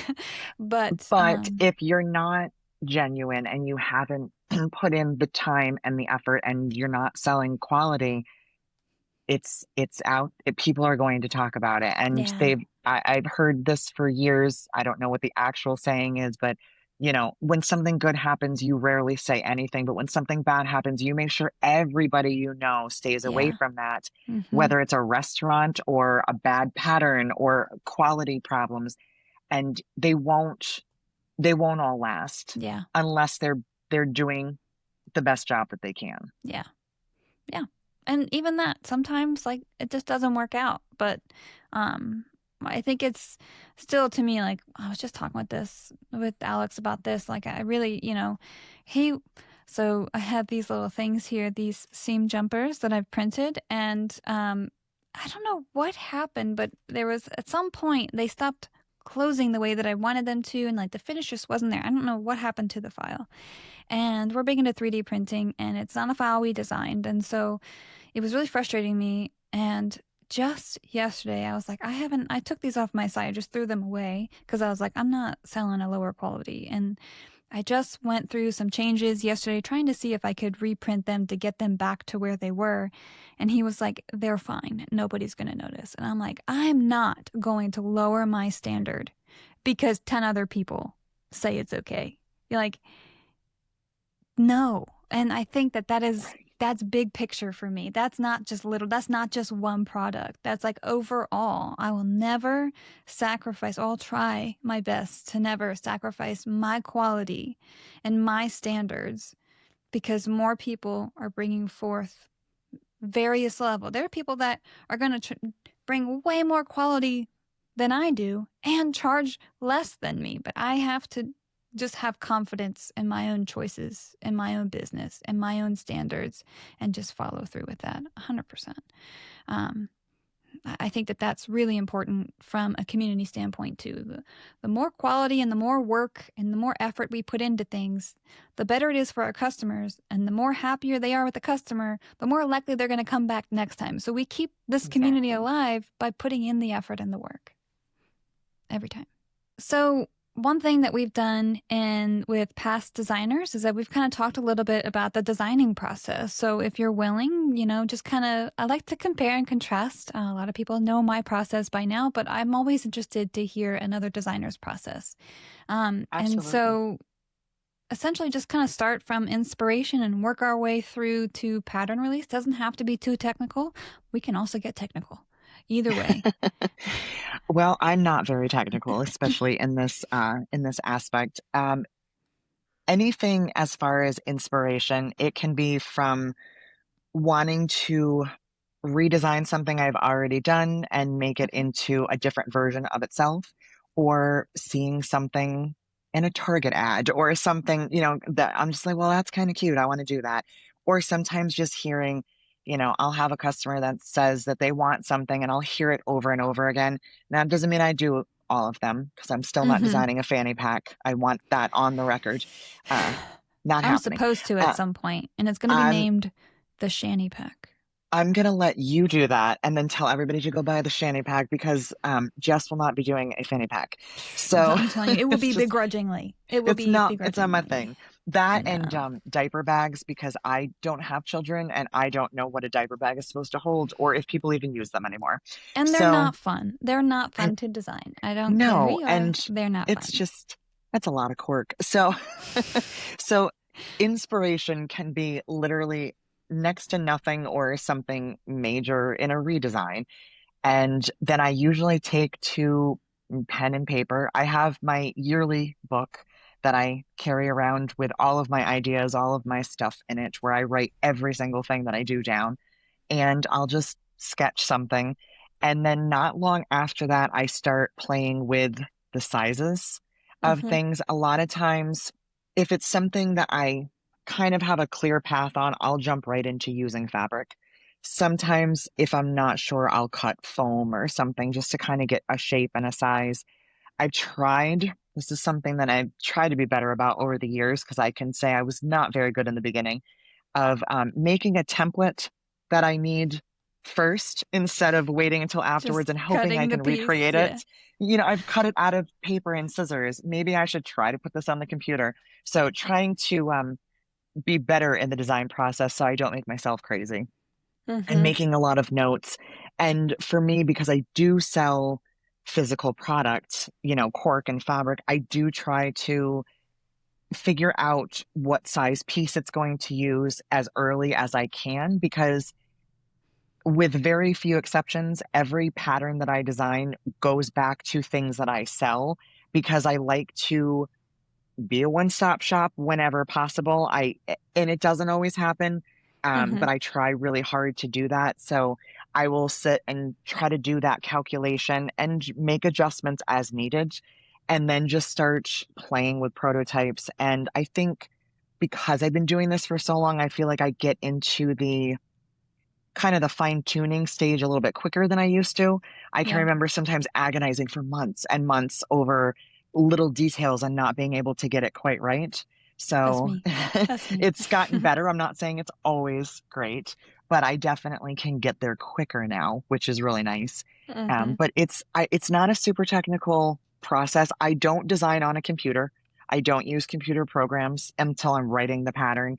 It's a lot of hand sketching and working things out and seam ripping and putting things back together and just kind of making something work. And I save my ugly prototypes always, and then show everybody when the new pattern is released what it started as. And it's a lot of random bits and pieces and broken zippers and things that I'll put together just to get the idea.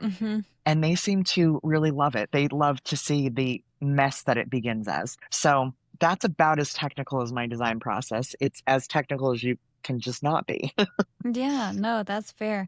I'm also a very kind of intuitive designer in the designing process. Like I like to play around a lot. I don't when I was talking with Jenny, she was saying like she'll create the digital pieces first and like the look of horror on my face because like it's kind of like it's my least favorite until they're done and then I'm very happy about it. But like Mhm, getting there because I'm a very kind of intuitive sort of designer, I'm like, okay, well this feels like this curve needs to be wider or less, like I know where I want a starting point to be and I just kind of build to get there.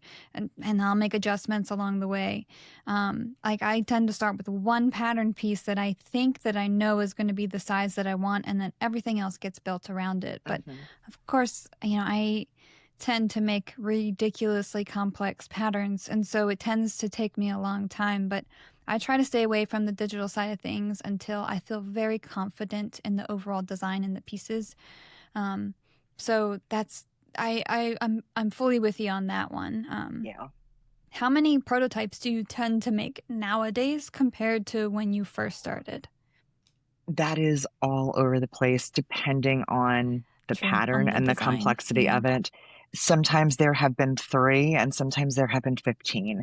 So it still happens to this day. I have 2 patterns that I'm working on right now.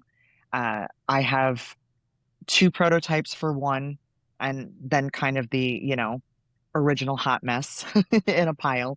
And then I also have probably 3 or 4 of the other pattern, and I have a retreat this weekend, a virtual retreat. So that is actually my plan, is to get those kind of fine-tuned, go back through my measurements. Sometimes, I don't know about you, but when you're looking at something so much, you almost have too many things memorized, and Yeah. it can kind of cloud when you're writing something that you're forgetting to do something. Mm-hmm. So sometimes setting things aside for a week or a month or many months, Mm-hmm. several months, is sometimes actually a positive because now I can go back and I don't remember the full Yeah. process, which is good because it'll make sure that I'm not forgetting anything as I'm trying to and get that all together and do all that. And for me, one of the most difficult things that will still always be the most difficult thing is naming the patterns. Yeah. It just, I don't know why. Sometimes I'm like, I don't know what to call this. So I found that it's like there was a movie I remember once, and she said, "You named the puppy," which meant she liked the guy. And she was like, "You Okay. called him by his name, you like him." And so I try to name the puppy. I try to get a name to it, and I try to do the cover design, even if it's rough, just to say there's a rough photo and a name. So like I have it exists. It's a thing Mm-hmm. now. So now I must get it Right. done. It's When I don't tangible. name the Yeah. puppy, I kind of don't. I'm like, well, I don't really need to get this done. I have other things to do. Mm-hmm. So I think in doing that and fine tuning all of the stuff, hopefully this weekend, hopefully if all goes well, that I'll really be ready to get these things out into the world soon. Oh. So So how long is your testing process typically? when it's off with me, my on my end, the testing is probably a solid 4 to 6 weeks that I'm kind of going back and forth, fine tuning, getting everything written, reading and rereading. When it goes off to my testers, most of the time they're getting it back to me in like 2 to 3 weeks. Oh, Sometimes I'll okay. give them a little extra time, but a lot of times it's pretty quick because I'm already at the point now where like, let's get this going. I'm ready to release it. And you Yeah. guys already know Yeah. about it and you've already seen it and you want to get it Yeah. done.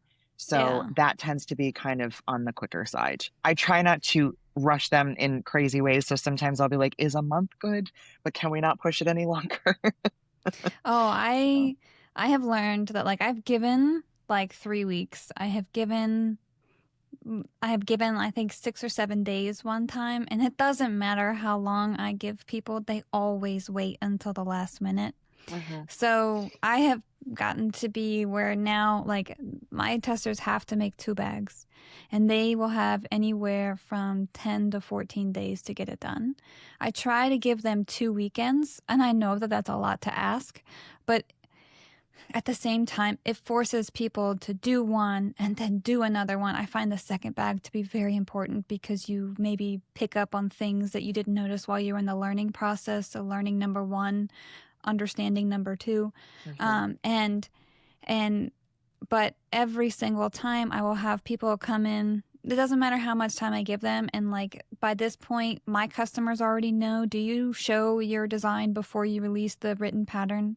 So mine do. So like people Rarely. are already chomping at the bit, like, I'm ready, I'm ready. And I'm like, I don't fucking know when it's going to be done. Okay. Like I'm trying. You Um, already showed a bag that you're working on right now, and I just yeah. remember going, "Wow, she's so brave." Because I just, yeah, I'm I mean, yeah, the rare times that I do it, I end up regretting it because we want it now, and then I feel that stress, that and it pressure. usually ends up actually being a negative for me. It doesn't encourage me. I'm not a light a fire under my ass kind of person. I It's am. more I am. you lit a fire and I'm walking away from it now. It's now your No, problem. So yeah, no. it doesn't encourage me. It actually will make me very anxious, and I'm like, I don't want to get this pattern done now. Like, I'll So show you. So true. Well, first of all, the second I get done a prototype that shows the shape or close to it, my two admins, Nikki and Maria, both get a video right away. It's like a 7-minute video every freaking time. And I'm like, look at it. This is going to be here. I need to get it out of my system, but I need the fire under my ass. It's so funny because we just had a neighbor down the street who needed me to sew on a patch on his hat. And he was like, he didn't give me a deadline. And I was like telling myself, I'm going to get it done this week. I'm going to get it done next week. I'm going to do it this evening. It's going to take me 20 minutes. It's not going to take that long. I don't normally do this stuff for anyone. And I said yes this time. And he just picked it up yesterday because changed his mind. Never mind, doesn't need it. I've had it in my sewing room for like a month. Never got around to doing it because I didn't have a deadline. So I hate to give myself a strict date to operate in, but I feel like once I tell the world it's going to exist, I have to make it exist. And I have to make it Yes. exist as fast as I can while still not sacrificing my own standards. And so for me, it's like an accountability thing because if not, then it's not getting done. Ain't no way it's going to get done. But also I get so excited that I'm like, I want to share it, Yeah. because it's also not a frequent thing for me. Like this one I'm working on now, it is more of a complex design, like from a engineering type of design standpoint, like technical way, but it was fun for me to put it out there. But also, like, I do feel a little bit of pressure in our world to be like, I thought of this design. This is my first, like, Yeah. It's that, very uh, overwhelming. yeah. So it's kind of like, I feel like I need to like lay claim to this, especially because we've had situations in the past where people have kind of like said, hey, or they don't say anything until they release it. And then all of a sudden they're releasing the same design within a week of somebody else. And like, I don't know. It's something about that. I feel like I've got to like secure my place and with this design, as maybe strange and competitive as that sounds, it's just honestly the truth of it. But it Well, you definitely have to does. do what's comfortable for you. Yeah. If that feels better doing it, then that's what you have to do. Yeah. Yeah. If you don't and you don't care what happens, then don't care. It's okay. Right. Yeah. It's definitely for me. It's like the whole time I'm going to be afraid because like I just I'll have fear the whole time I'm doing it, and like I'll want to share it too, it's like there's like two opposite sides of like I want to share just because it's fun, and I also want to share because I'm afraid. So I just kind of have to operate somewhere in the middle ground, and for me it was like I'll just share. And I think some people, just like you, Lisa, you share your first of the prototypes till the end, you know, um, so much gets changed from the first Oh yeah. prototype until the release pattern. And so I do think that people like to kind of see some of the process, see the changes along the way too, which is, Oh I yeah. get it. That's fun. Um, yeah. So then when you release it, do you do a lot of promo for it? Do you have a release sale typically? I know that you also do paper patterns for yours. Um, so what's that So look I like? don't I don't do a release sale of any kind. I do have a Patreon group, so they always get everything first. So they get, they'll get sneak peeks of it. Sometimes they'll see the entire thing before it's released and they get early access to it. They have discount codes on their end. But other than that, I don't do sales or anything like that with my patterns. And I try to promote it as much as I possibly can. I would say sometimes I'm good about it and sometimes I'm bad. And it kind of depends on where I'm at with social media at that moment. Right Yeah. now, I feel like I'm in this kind of like social media hiatus. Like every day I'm Hmm. like, you should post something, and then I don't. And it's just I'm just kind of in one of those weird moods where I'm just trying to do a bunch of things and I'm not thinking about it, even though I know that it affects me and I should do it. And Yeah. so every day I'm like, you have to post something. You should interact with people. And so it kind of just depends. There will be some times where it's like, I'm like this many days until the pattern, or this is what's happening this week, or was tune in on Friday. And then Hmm. other times I'm just like, hey, here's a new pattern. Enjoy. So Yeah. it kind of just depends on the mood of the moment. But yeah, I mean I do get excited and I want to show everybody, and I have that same fear that you do. I, don't want to put something out there and well, this looks just like another pattern. It's a very overwhelming fear that all of us designers have had to Hmm. live through, sometimes with Yeah. every release and sometimes just randomly. You're like, Yeah. does it look like that? Did someone take mine? Did I take somebody else's? And it's such Hmm. an uncomfortable feeling. But, and that's why sometimes my husband's like, well, maybe you should show things early because then you won't have to worry about it because you can say, Yeah. I put this out there on this date. And I Hmm. was like, I get it. I do understand that perspective and I do like it. And like you said, it's also exciting. I'm working on something new. I want to show everybody. But then there's so many sides of it. I feel this loyalty to the Patreon group. So by Hmm. showing Yeah. something, shouldn't I have shown them first? Is that not Yeah. fair to them? And then it kind of just becomes this whole cycle. And then it was a situation that happened once, but it's just kind of been inside of me since then. I made the mistake of showing a small group something I was working on because they were complaining about something. And I was like, I might have a solution for that. I don't usually do this, but this is something I'm working on. And the just hounding constantly for weeks. And Yeah. then even you showed it to us this long ago. Isn't it done yet? And then it didn't feel as exciting. It took some of my joy away from it Yeah. It because I does. felt like, oh, so I'm just disappointing you because I didn't work fast enough because I Yeah. wanted to make it perfect. So I'm so all over the map with that I stick with what's worked for me for all these years and I just don't show anybody until it's time and they can That's buy it. totally And fair. Yeah. that's it. I mean, and that's where a lot of designers, like a lot of designers do that. When I first started designing, it was kind of like I was encouraged to do it, but I didn't really know where it was going to go from there. So with my first pattern, people already knew what it was.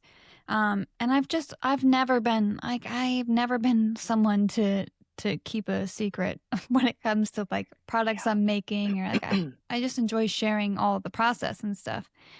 Um, but so many designers do that, and I fully respect it. But I was just like, it was just never going to be the thing. I just knew I was never going to be able to keep, things under wraps. And I think more people are starting to do that now, share what they're working on and things like that. And I think that I see both sides of it. I respect it.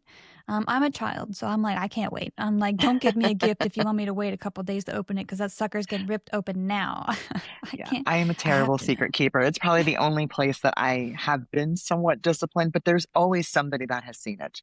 So Hmm. just know that Yeah. there's always someone that saw what I did. Yeah, that's fair. Yeah, I definitely have. I have like three group chats right now. I think I just gained another one where I'm like, look at it, see what I'm doing. Tell me you don't hate it, please, because I need to know. No, that's fair. And so, well, what do you have planned for the rest of 2026? What is anything special coming up? Any big events? Um, I guess I probably have a long list of things that I want to happen for 2026. Whether they do or not, I'm flexible on. Bringing in new product always, and especially bringing in new designs. Going back to designing, and drawing again, and really getting big into, all the cotton canvas and the things that we've brought in. I'm excited to expand on that Mm-hmm. and maybe look at new substrates, maybe expand on the selection of that, getting these patterns done because I just love to have new things. I love to bring, more things into the mix and just vending and teaching and really just being able to share the thing that I love with people. And I Yeah. love, especially now, it's great it was great when we had those bag making events and being able to go to something like that where people do understand. But there's a different excitement when you bring your love into a world full of people that don't sew bags Yeah. and to watch Yeah. them make their first bag. And I was in Georgia and Florida a week ago, and in one of my classes, one of the ladies said to me, "I've never made a bag before." And it said intermediate, but like I know how to use a sewing machine. And I was like, "You're gonna be fine." It's not beginner basic, but as long as you can pay attention to what I'm saying, you're going to be fine. And to Mm-hmm. watch her make her first bag ever and to see the excitement on her face, like there's nothing, I never thought that I would enjoy teaching as much as I do. And so having the opportunity to do that all over the country is so exciting to me. So I always look forward to that. It's always very stressful getting all those Yeah. kits ready, hoping I didn't forget anything, packing all the stuff.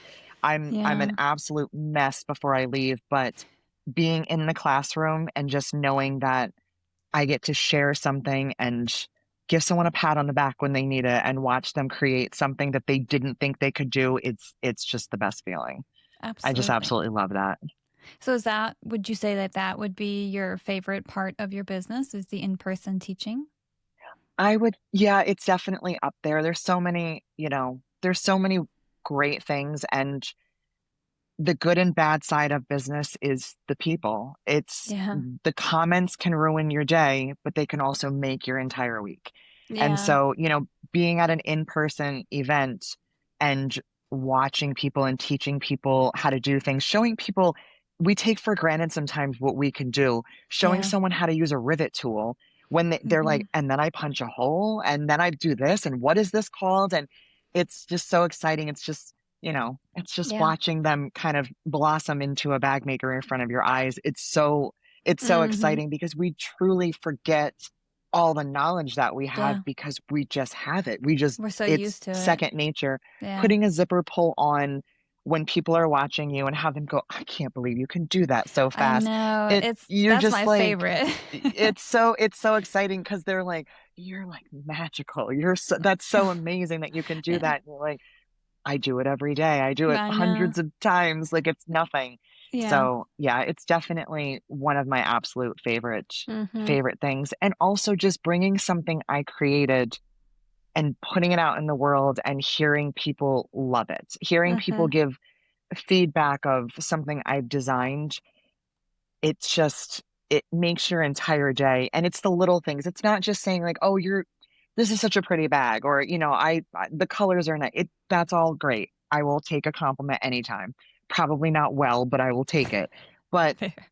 having those little comments where they're like, "I actually stopped buying this fabric from another vendor because yours is so amazing." And you're like, really? And I took a gamble bringing it in and you absolutely love it. Or someone being like, "I don't buy cork from anybody else because yours is the best and yours has the best prints." And it's very rewarding and it makes you feel like, okay, I am doing an okay job. I'm doing pretty Mm-hmm. good here. It's those little comments that they just make your entire day. Absolutely. Absolutely. Whenever I have been at Lauren's and either for that the event that she held, and then for my weekends there or whatever, I always jokingly walk around saying I'm a walking, talking zipper jig. Like the little things like that. That's so true.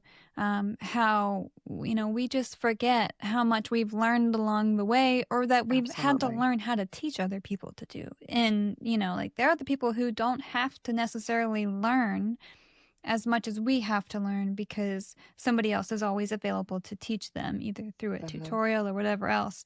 And I'm someone who's very big into techniques, very big into learning to do as much with my hands as I can before I revert to using a machine or something like that. And so it's so rewarding when it comes to in-person teaching, is also like realizing how much you do know. And Yeah. and You then feel like pretty smart. sharing that. Yeah. Yeah. You do walk out feeling pretty on top of your game because you're like, I actually knew the answer to all those questions. And Yeah. you're looking to me for the answers because I am the one that has them. And you kind of like in a positive way, you feel a little cocky at the end because you're like, I got this. Like I totally know what I'm doing. And it's Yeah. it's a nice day. It's a tiring, mentally Yes. challenging day. You're very, Yeah. very exhausted at the end of the day, but you're like, damn, I'm smart. Mm-hmm. It's Yeah, kind of it's kind of yeah. feels nice.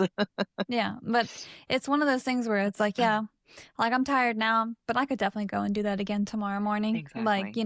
it's Yeah. very energizing for sure.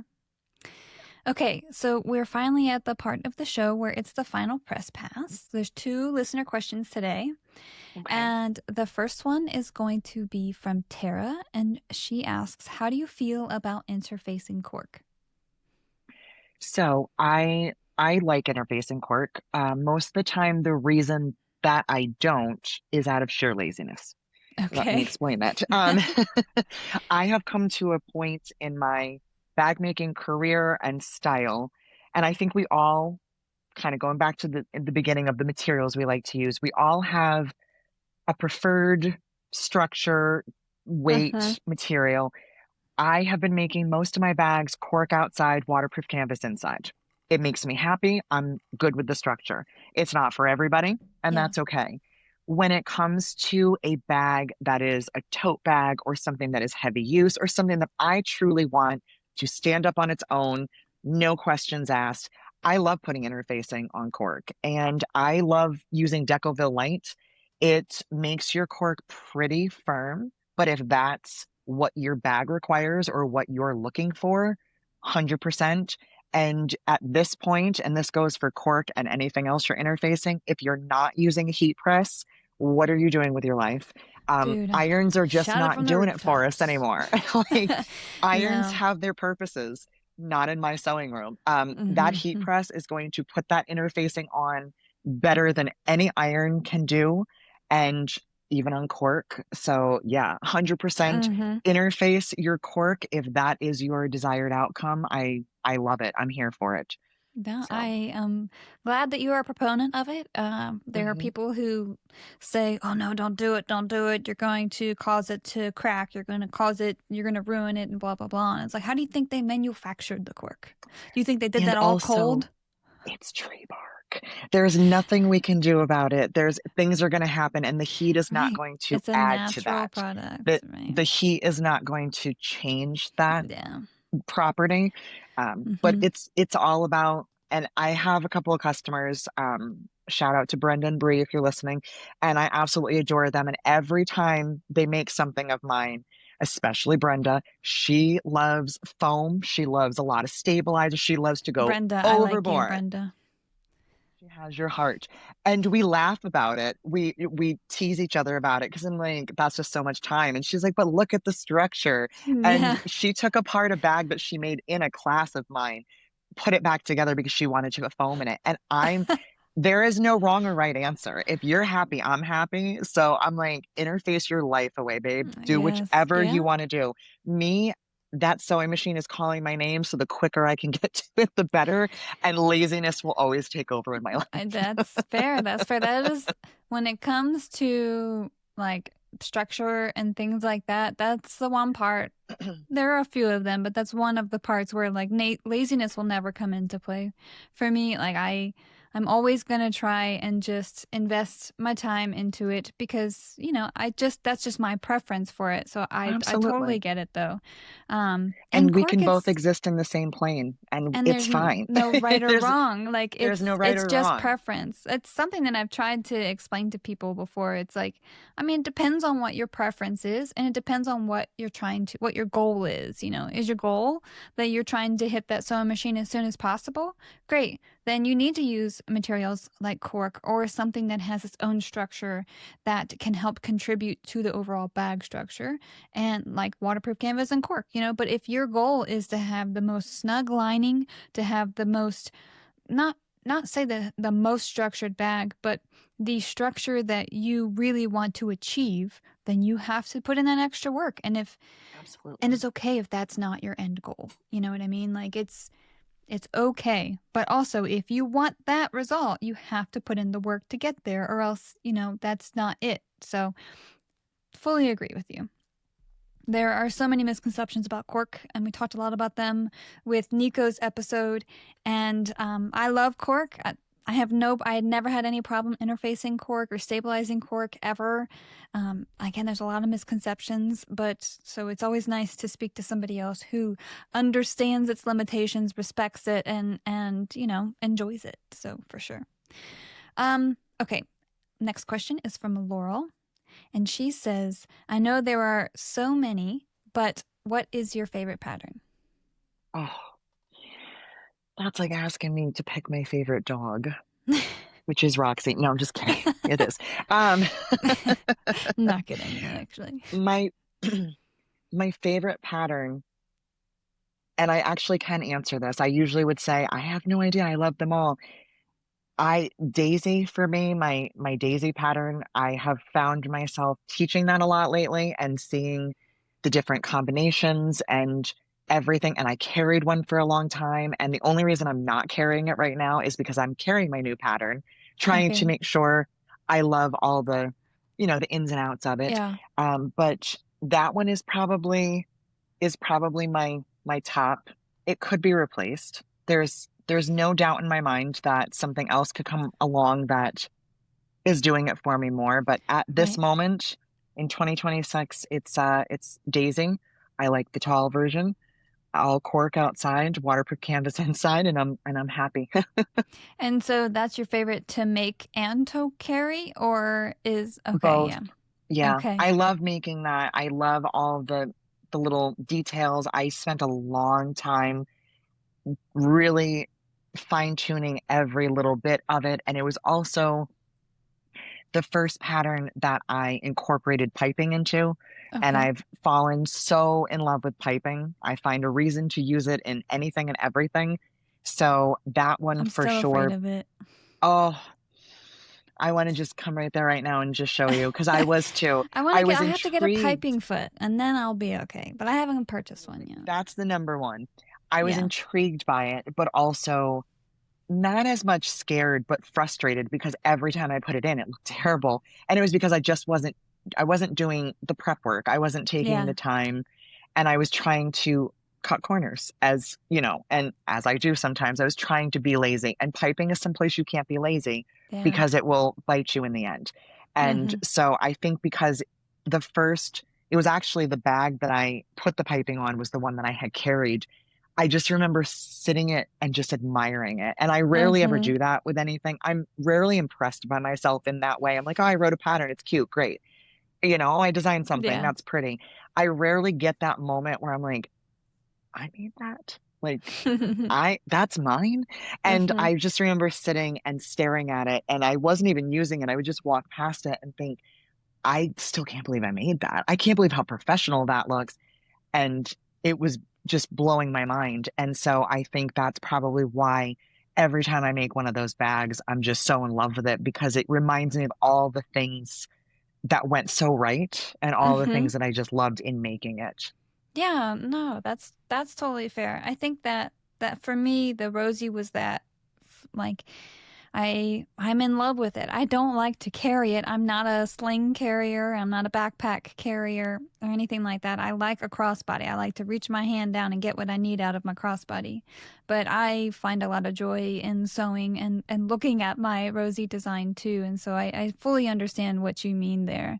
Hmm. It doesn't have to be groundbreaking, but it just feels good to you. And Yeah. so it's like an accomplishment you just get to kind of keep reliving when you get to look at it all the time. So that I totally It get that. it felt it felt like being a brand new designer again. Like it Hmm. had that feeling of, wow, I did that, and that's what you feel in the very beginning of your business. And sometimes you lose that because you do take it for granted. You've done it for Yeah. so long. Writing a pattern, to other people, they can't understand that concept, but to you, it's so easy. You do it all the time. I know how to write a pattern. I know how to do all that. And so it's just kind of that exciting, wow, I still got it. Yeah. That kind of, that like, you catch yourself in the mirror when you're looking good and you're like, I this is good. I got this. And you feel that when you look at one of your patterns sometimes. Yeah. So Absolutely. Absolutely. Okay, so the last part of the final press pass is a question for me from you. And it can be whatever you want. It could be what I was snacking on right before we started recording, or it could be, anything more in depth than that. The floor is yours to ask away.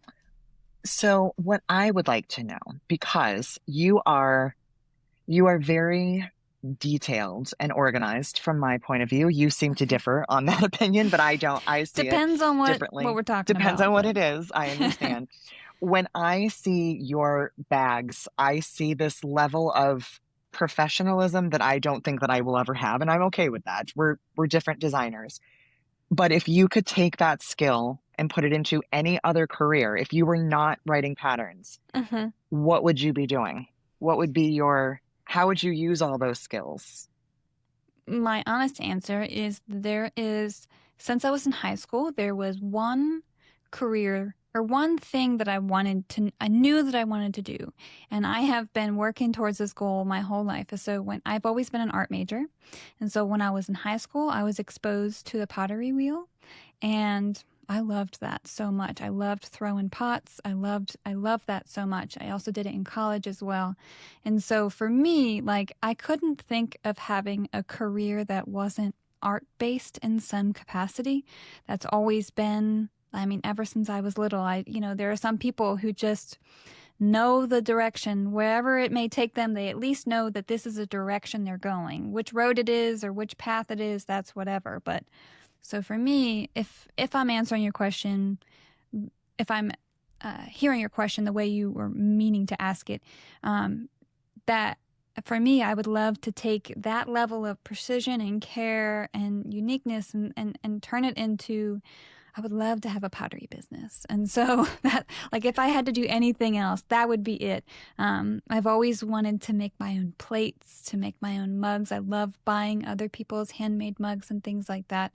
But I don't think I could ever exist in a corporate setting or like a official business sort of setting. I could never be in an office in that way, or at least I don't think I could. I've went down like the medical route, I've went down the technology route, and I would love to be able to continue on. And so one of my big goals in life is to have my own pottery wheel. I haven't thrown a pot since I was pregnant, or I was almost pregnant. So that would have been almost 12 years ago now.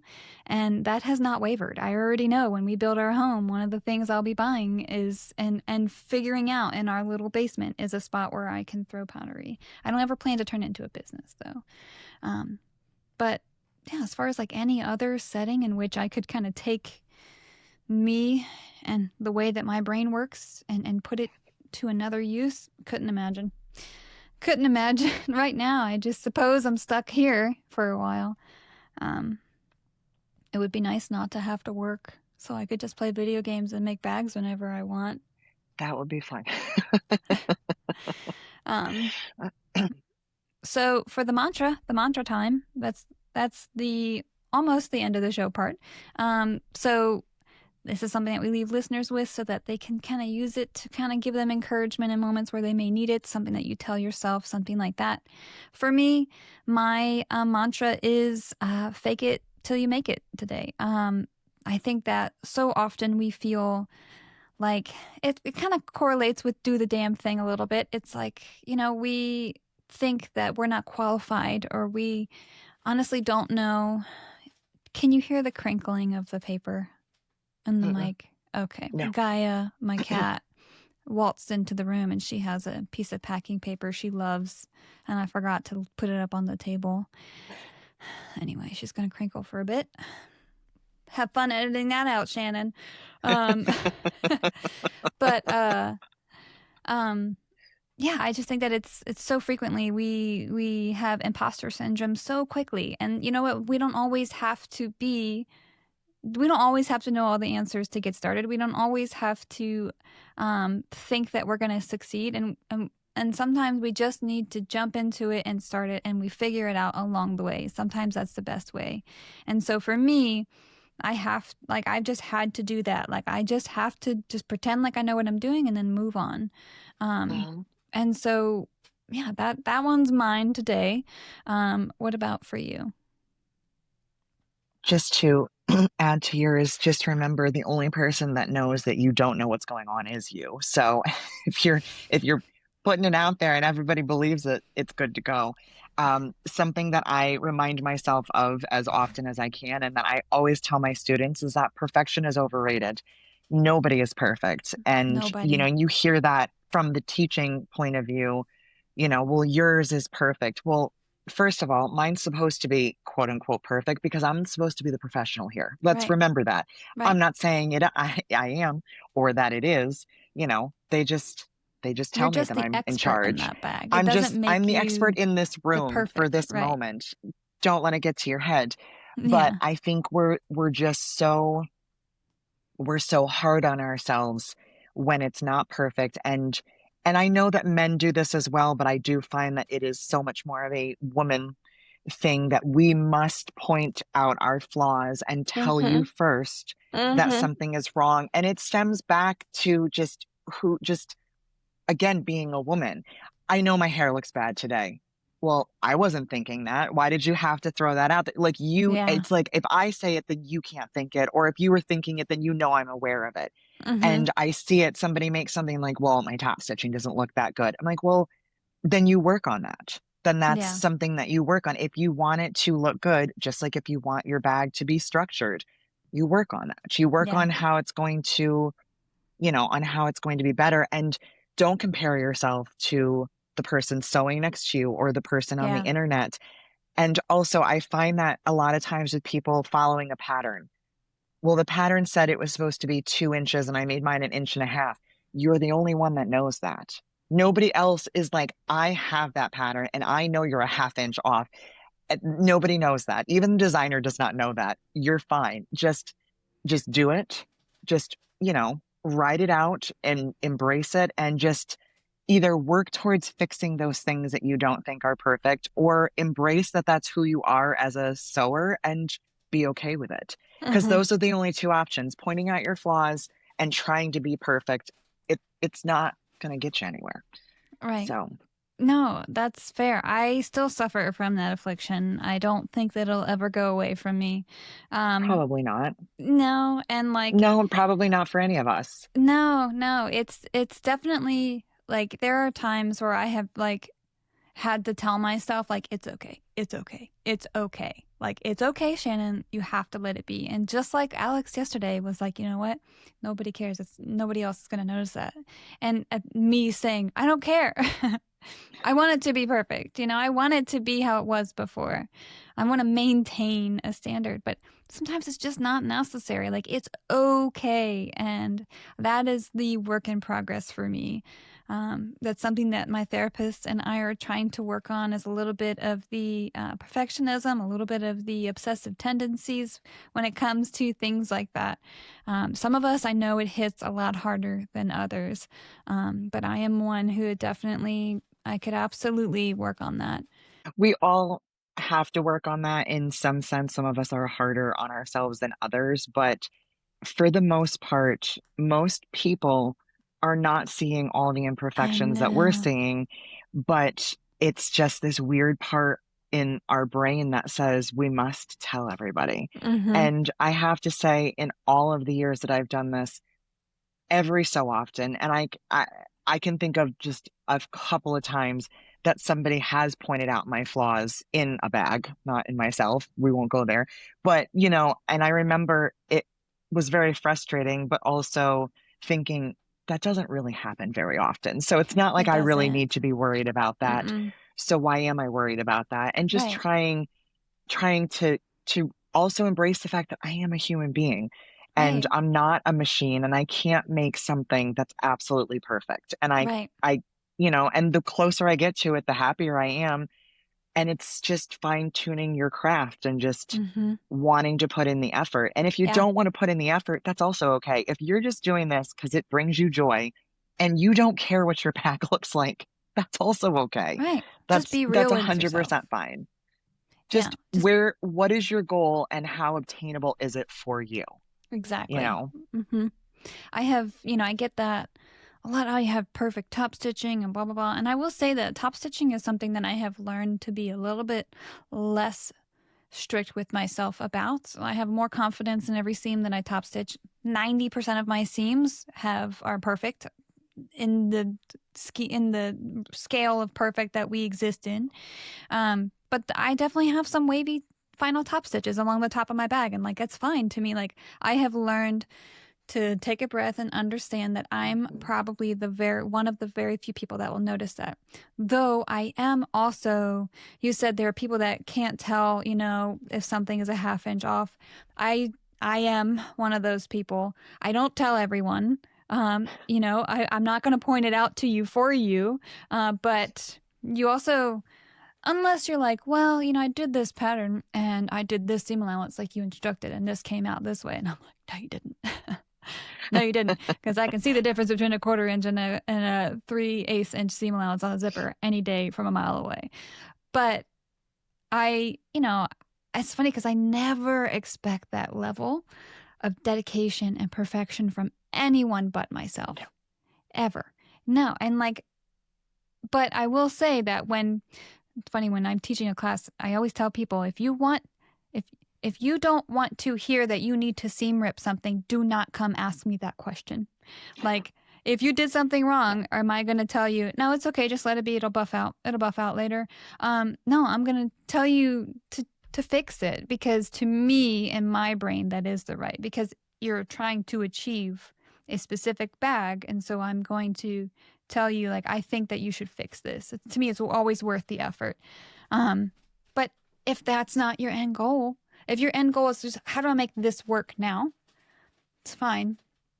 Mhm. Ask Lauren. Lauren will tell you. I'm not going to tell you. If Never. I'm teaching you and it's going to affect how the bag goes together in the end, I'm 100% going to tell you it needs to come out. I will Mm-hmm. even offer to seam rip for you. If your question to me is, does my top stitching look okay? That is not an answer I will ever give. My response is usually, will it bother you? Fix it now. That's And my if thing. if it is not going to bother, if you're like, I can do a better job, but I don't care, then let it go. If your Mm-hmm. answer is, I'm going to fixate on it forever, then you Yes. need to take it out because it's not worth sacrificing the final project. If you're 100%. going to get a beautiful bag done and all you're going to focus on is that 2 inches that you didn't do a good job, then don't, then fix it. That's And if you 100% can it live for with it, me. leave it alone. Yep.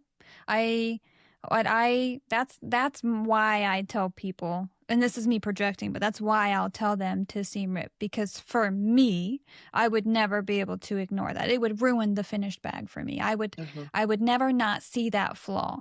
And so I think I've learned enough times that for me, in my brain, it's worth that extra 15, 20 minutes tops, whatever it's going to do to fix that. People don't like to hear that answer, but it comes from a place of experience. And so, but again, not everyone's end goal is the same. So you're right. I mean, that really should be the first part before I even answer, is like, what, how are you going to feel about it if you don't fix it 2 months from now? Like if you don't fix it right now, 2 months from now, are you going to stare at that every single time like, damn, I wish I would have taken the time Right. then, and now it's impossible. It's definitely a long-term perspective. I think that makes a difference there. Okay, so the last part are the socials. So where can people follow you, watch you, all that good stuff? And not the weird way. So many. Oh, not that one. So many creations everywhere. YouTube, Facebook. Fun fact, I don't have access to my Facebook page. It was taken away from me by somebody many, almost 2 years ago. Fun. So I can only post on it through Instagram, but it does still exist. Okay. But I will And forever be it's wearing a so bob with and I SEW, can't right? fix it. What's that? It's so with SEW, not SEW. Yes. yes. SEW. Many creations. We also have two Facebook groups. First one is for patterns. So it's the So Many Creations pattern dedication group. So any of my patterns that you make, free or not, you can post there. Doesn't matter where you got your materials. We also have the So Many Creations Cork and Fabric Fanatics group. That almost went in a very different direction with the name. Too many suggestions from people with dirty minds. And that one, if you buy any of the fabrics that I sell, cork or canvas of any kind, you can post in there. So you can make a knotted threads bag out of my cork and post it in there. That is allowed by law. I'm also on Instagram and YouTube. YouTube is probably the best place to find me because that's where all the tutorials are. That's where the magic happens. But Mm-hmm. I do try to post as often as possible on social media. And my website is so many creationsny.com. Don't forget the NY, otherwise it takes you to a domain that does not exist. So it's so many creations That's fun NY, for like you. New York. It's very fun when people are like, your website's not working. I'm like, it's not my website. So somebody's website is not working. Well, like I said at the beginning of the show, thank you so much for taking the time, and I appreciate you. It's been a wonderful conversation. I appreciate your vulnerability and your honesty. Thank you. Thank you for having me. When you messaged me and said you were starting a podcast, I was very excited because I listen to podcasts all the time. And to actually be able to be a guest on it was very exciting for me. So thank you. I really appreciate it. I'm so happy to have you. Thank you. All right, so I hope that you enjoyed that conversation.